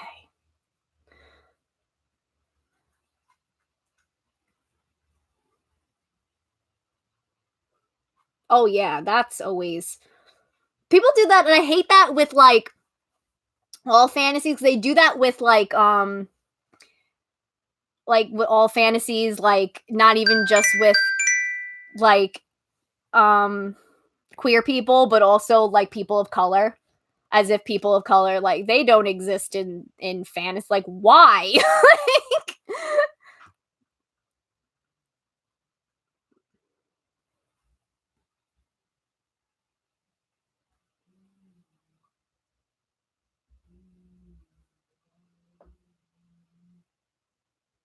oh, we talk what? Yeah, wait.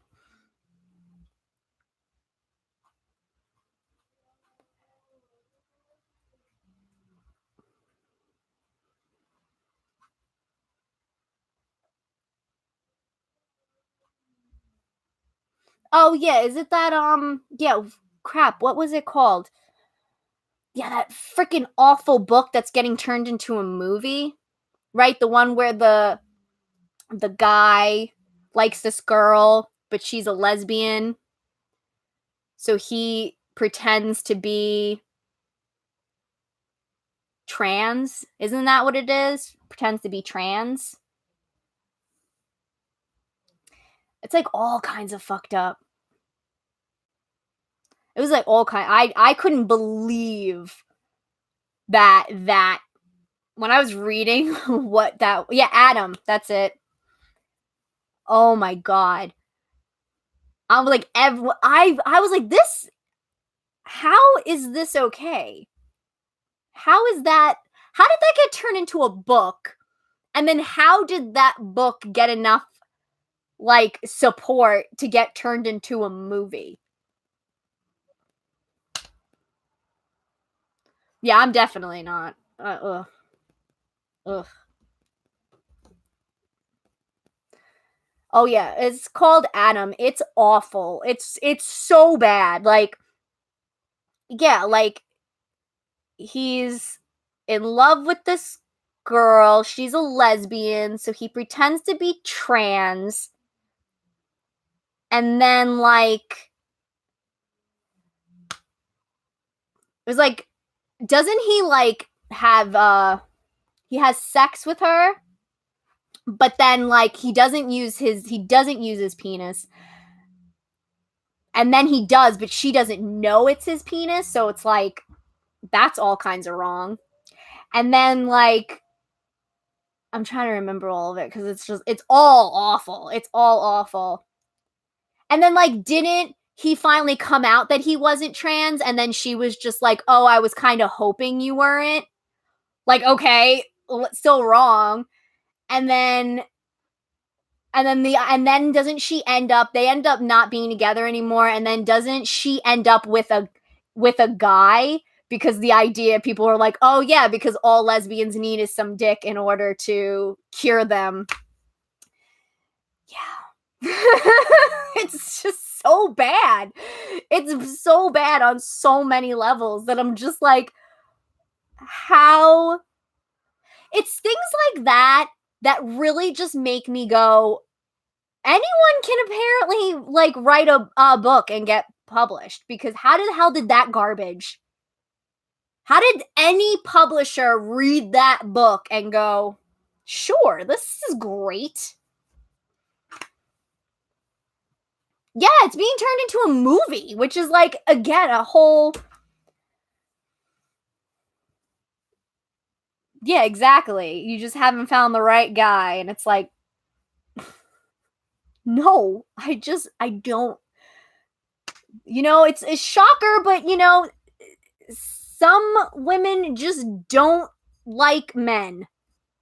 They just don't want to be with them. And that's, I know, it's so hard for men to understand. But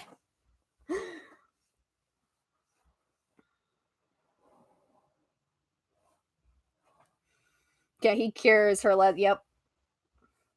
It's awful. I really was in, I shouldn't have been considering the world that we live in, but I was in pure shock when someone went through, like, gave point by point all the awful things that went on in that, and I was like, how, I don't get it.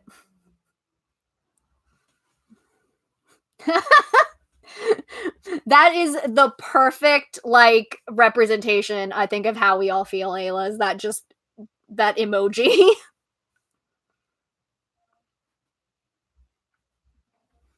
Yeah, right? It's like, I don't like, it just, it takes the metal of just being some offensive in so many ways possible.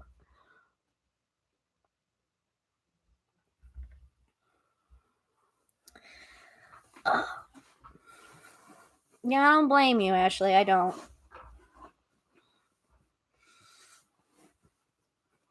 Yeah, I don't really date. I don't really like dating cis het men either. I'd much rather, like, yeah, date someone who isn't hetero and isn't, definitely, like, either or, but I find it, like, I'd find it, it's better to have guys who aren't hetero. But I've kind of realized I really just, I think I'm much, it's hard. Sexuality's so difficult, but I definitely feel more comfortable around women. Like, I don't have my guard up as much when I'm around women, and I just feel better when I'm, like, hanging out with them. While sometimes, like, men just make me feel uncomfortable. I think it's because I'm always feeling like all they care about is how I look, and all they care about is, um like, getting to a certain point where it's like, okay, when do I get to sleep with her, kind of thing. At least all the guys that I've ever kind of been, like, I dated or whatever, were really like that. Hmm.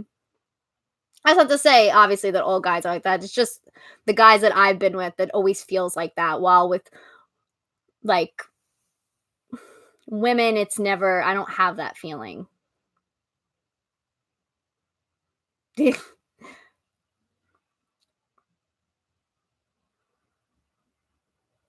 Okay, thank you. So you know how I feel. I feel like that sometimes too. Like, I'm kind of like, I really wish I was a lesbian, because women, like, yeah, I feel so much comfortable around women, but, like, I'm still so attracted to men. Like, I just, some of them, they just, I'm like, like, I just can't. I can't. So I can't I can't feel that way about men and say I'm a lesbian, because it's just not true. But sometimes I wish I was, because I think my life would be a hell of a lot easier. Bye, Crystal. Thanks for hanging out.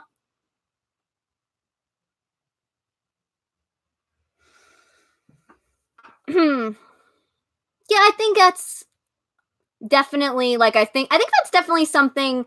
It's funny because I've made comments about this, the idea that you can think you can think, like, certain genders are attractive, but not, that doesn't mean that you want to date them. Because I remember, um one time when I was working, at the bookstore, I heard this girl say, like, I'm not a lesbian or anything, but, I think she's really hot. And it's like, why do you have to put that I'm not a lesbian or anything. Like, why do you have to put that? You can just think a girl is hot and not have to have the disclaimer of, not a lesbian. Like, that always like that always frustrates me. It's like you don't have to put a disclaimer. We can still think, people are attractive, but not want to date them or sleep with them.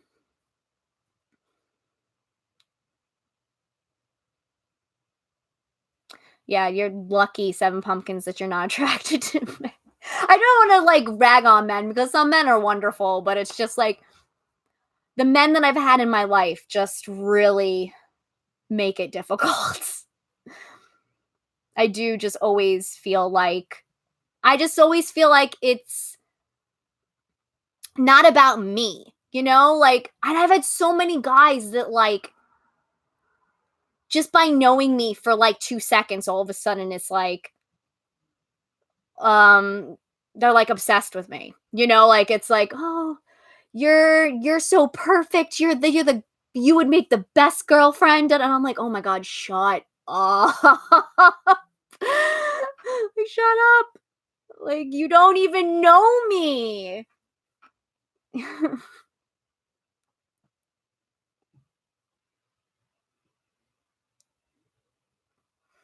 Yeah, exactly. Like, it's so. Oh, window shopping. That's a good way to look at it.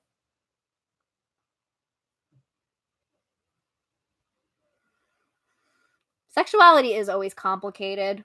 Super complicated. I really feel like I'm gonna end up though with not with a man. I just love women so much. They make me so happy.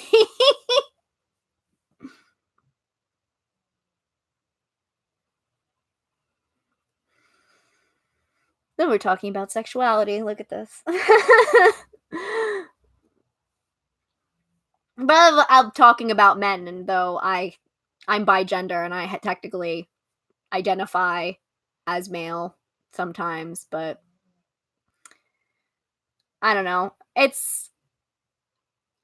just always just make it. They just. I also have like a lot of issues with relationships in general for many reasons, but I just always feel like, I want someone to want to know me and like all of me, not just, I don't want it to just be like, yes, we are we get attracted to people and the first thing you see of someone is their face. So I have no problem with people being like, oh, you're beautiful, but I want it to be like, you're like, oh, this person's beautiful. I want to get to know them more. And then it becomes about more than just my physical appearance.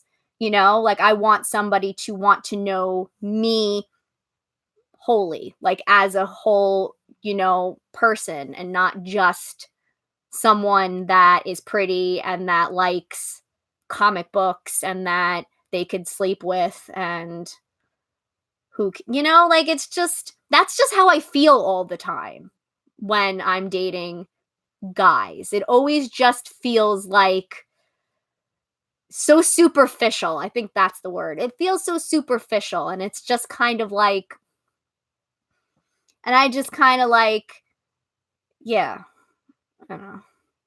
It's too deep of a topic for me right now. It's but I'm not even really looking to date right now anyway. I'm focusing more on like my career. I'm very Capricorn that way.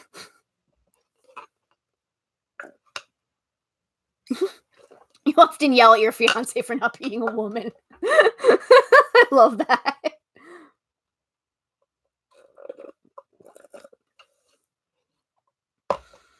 Yeah, I think for me, I'm definitely pan because, like, I know ultimately, I gender really doesn't matter to me. It really is about the person, who you are as a person. So that's why I identify as pan, because I really don't care ultimately, I really don't care about gender, because I know that even though some guys have annoyed the hell out of me. I also know that that's not all guys, you know? Just like, I mean, my abusive relationship was with a woman. So, it's like gender doesn't really play a part in my, whether I'm going to date somebody or not. But sometimes I do wish I was a lesbian because I feel like it would just make life easier. Because then I could just be like, okay, the ladies. I mean, most of my family thinks I'm a lesbian anyway. Because I dated one girl. So now all of a sudden it's like, oh, you're a lesbian. The best was my one. She's not bad, but sometimes your relatives say things that you're just like, but they're not bad people. But she said to me one time, she was just like, I forgot how she worded it, but basically it was implying like, "Are you still a lesbian? You're still doing that?" Like, I was just like, Nana, it doesn't just go away.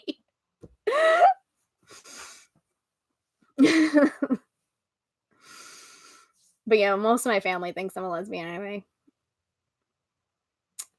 Well, not technically, kind of in a sense, like she didn't know she was non-binary, but I recently found out that my ex now kind of identifies because I saw that I was, yeah, doing one of those stalking things, which is terrible, but they have their pronouns as they, she, so and I always actually it's looking back on things like they definitely were struggling a lot with their gender identity when we were dating, and I always tried to be really open with it even when I wasn't fully understanding of gender, but to me it was just like I love you for you. I don't care how you want to dress, how you want to identify, like who just you just need to talk to me about it, like let me know what is okay and what isn't okay, like what you're feeling and everything. But but yeah,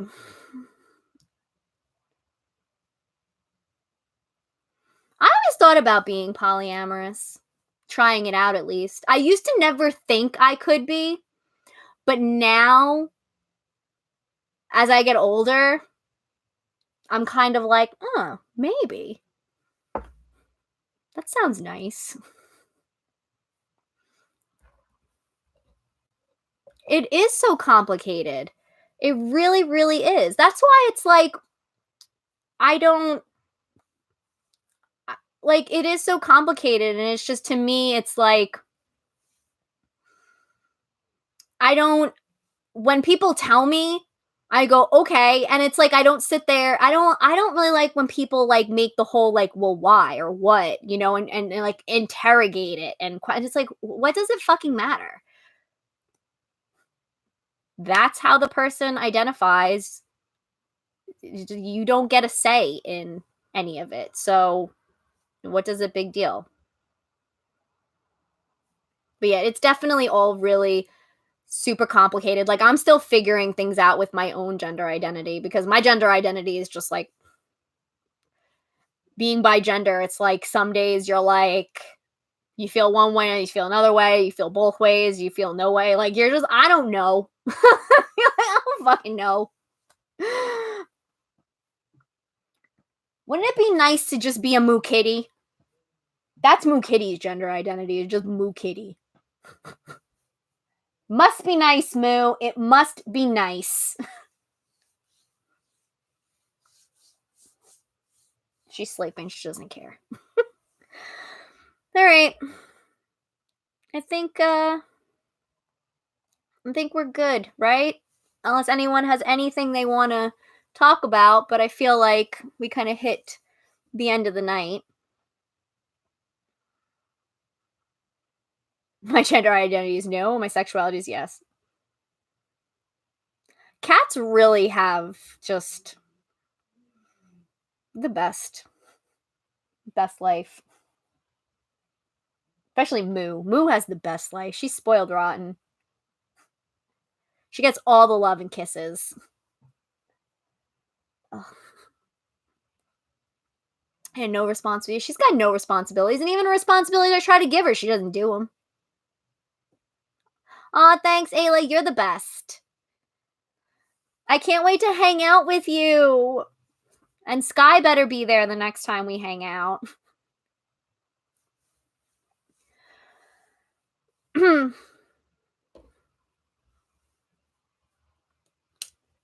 Hi, Kate. I'm doing good. How are you?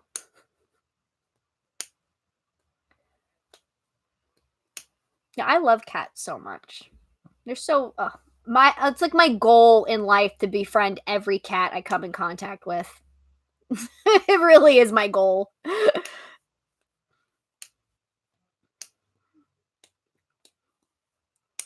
You know how lucky Ayla is? Ayla and Sky are going to Greece soon. I am so excited about it. And I'm not going, but I'm excited that they're going.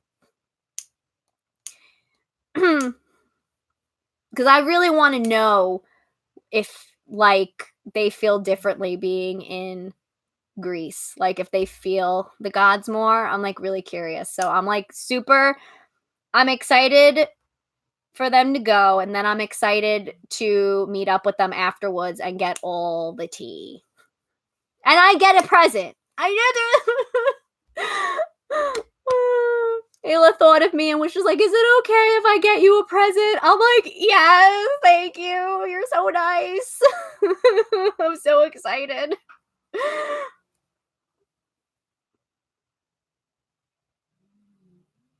Yeah, definitely. You can answer now if you've been. Yeah, if you've been to Greece, let me know.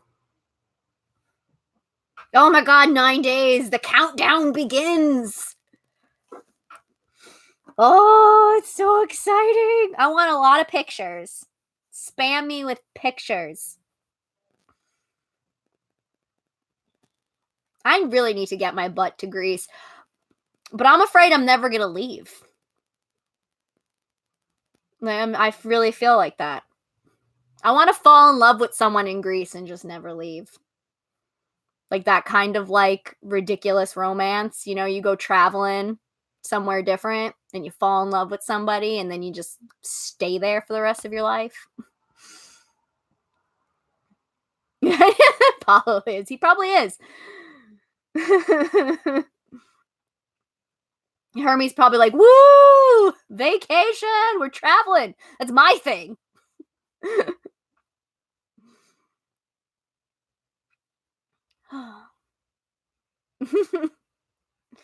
Is right. Big mood. Especially because, like, I love the water. So it's like, one of the big things, about Greece is, the water and everything. Like, ugh.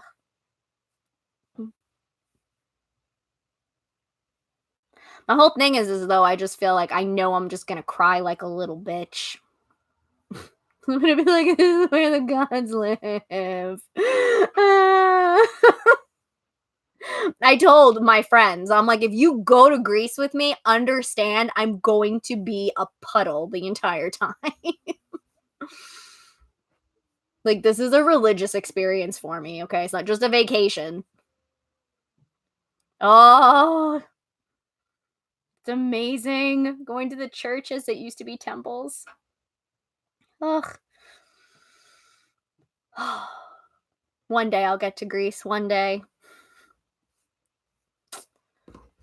All right, what else are we talking about?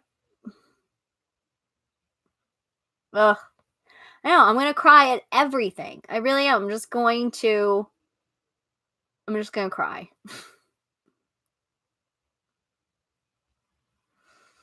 I know because I'm such a, like, as I said, I love history so much. So it's like, I want to travel. Like, that's a big thing that I want to do. And that's kind of one of the reasons why I want to, you know, um, get a career going and everything, because I just want to be able to afford to travel. Like, I care more about that than I care about nice things. Like, if I always talk about if I won the lottery, if I randomly just got a lot of money, one of the things, the main thing what I would do is travel. Like that's all I want to do is I want to travel because I want to see all of these places and experience all these cultures and everything. And I want that so bad to go to these places that are probably still so full of energy. Like I want to go. My dad keeps talking about going to England cuz he's a big soccer fan and he loves Manchester United is like his favorite. And he keeps talking about, and I'm like, I'm going with you. And he's just like, why? I'm like, because I want to go to London and I want to go to the Tower of London and I want to meet Anne Boleyn's ghost. I've wanted to go to the Tower of London since I was little because I love ghost stories and I used to watch Haunted History all the time as a kid. And I always talked about the Tower of London. And so it was like, I want to go so bad and I want to see a ghost.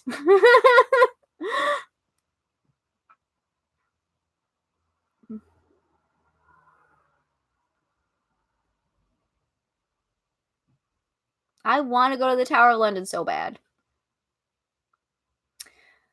All the stories that they tell about it. Ugh. But it's like I haven't really been. I've been to Japan. That's about it. Went to Tokyo, which was amazing.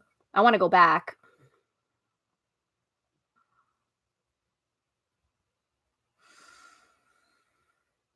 And I haven't really been even that much in America. Like I've been mostly around the East Coast, but that's about it. We'll see what happens. I'm trying to make my dad take me whenever he decides to go. Oh, ravens, baby ravens, it's so cute.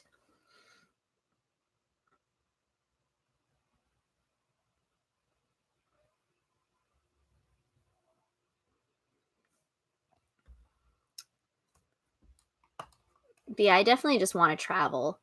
That's like my big goal is to travel. I hate the idea of thinking like of not seeing at least part of the world. That's my goal. All right. I think that's it for the night. Right? Yeah. All right, guys. Well, thank you for hanging out with me. As always, it's wonderful. You always bring so much joy to my life. I hope you all have a good night, a good morning, a good afternoon, a good evening. And oh, I don't know if anybody, but it's tradition, I have to. If you want to, I have a Discord for Hellenic polytheists. We operate under Fight Club rules where, you don't talk about it. So I only mention it at the end of my live streams. If you would like to join, just find me on social media, which I am on Tumblr and Instagram under the Pastel Priestess and Twitter under Tea with the Gods. And message me. Don't comment because we don't want other people to really know about it. But you can message me and I will send you an invite link.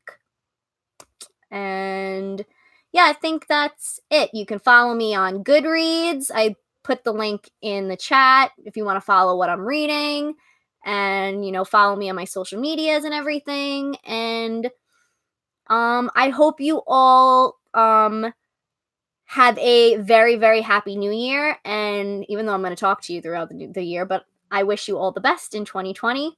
I love you all so very much. Thank you again for all of your support and everything. It means so much to me.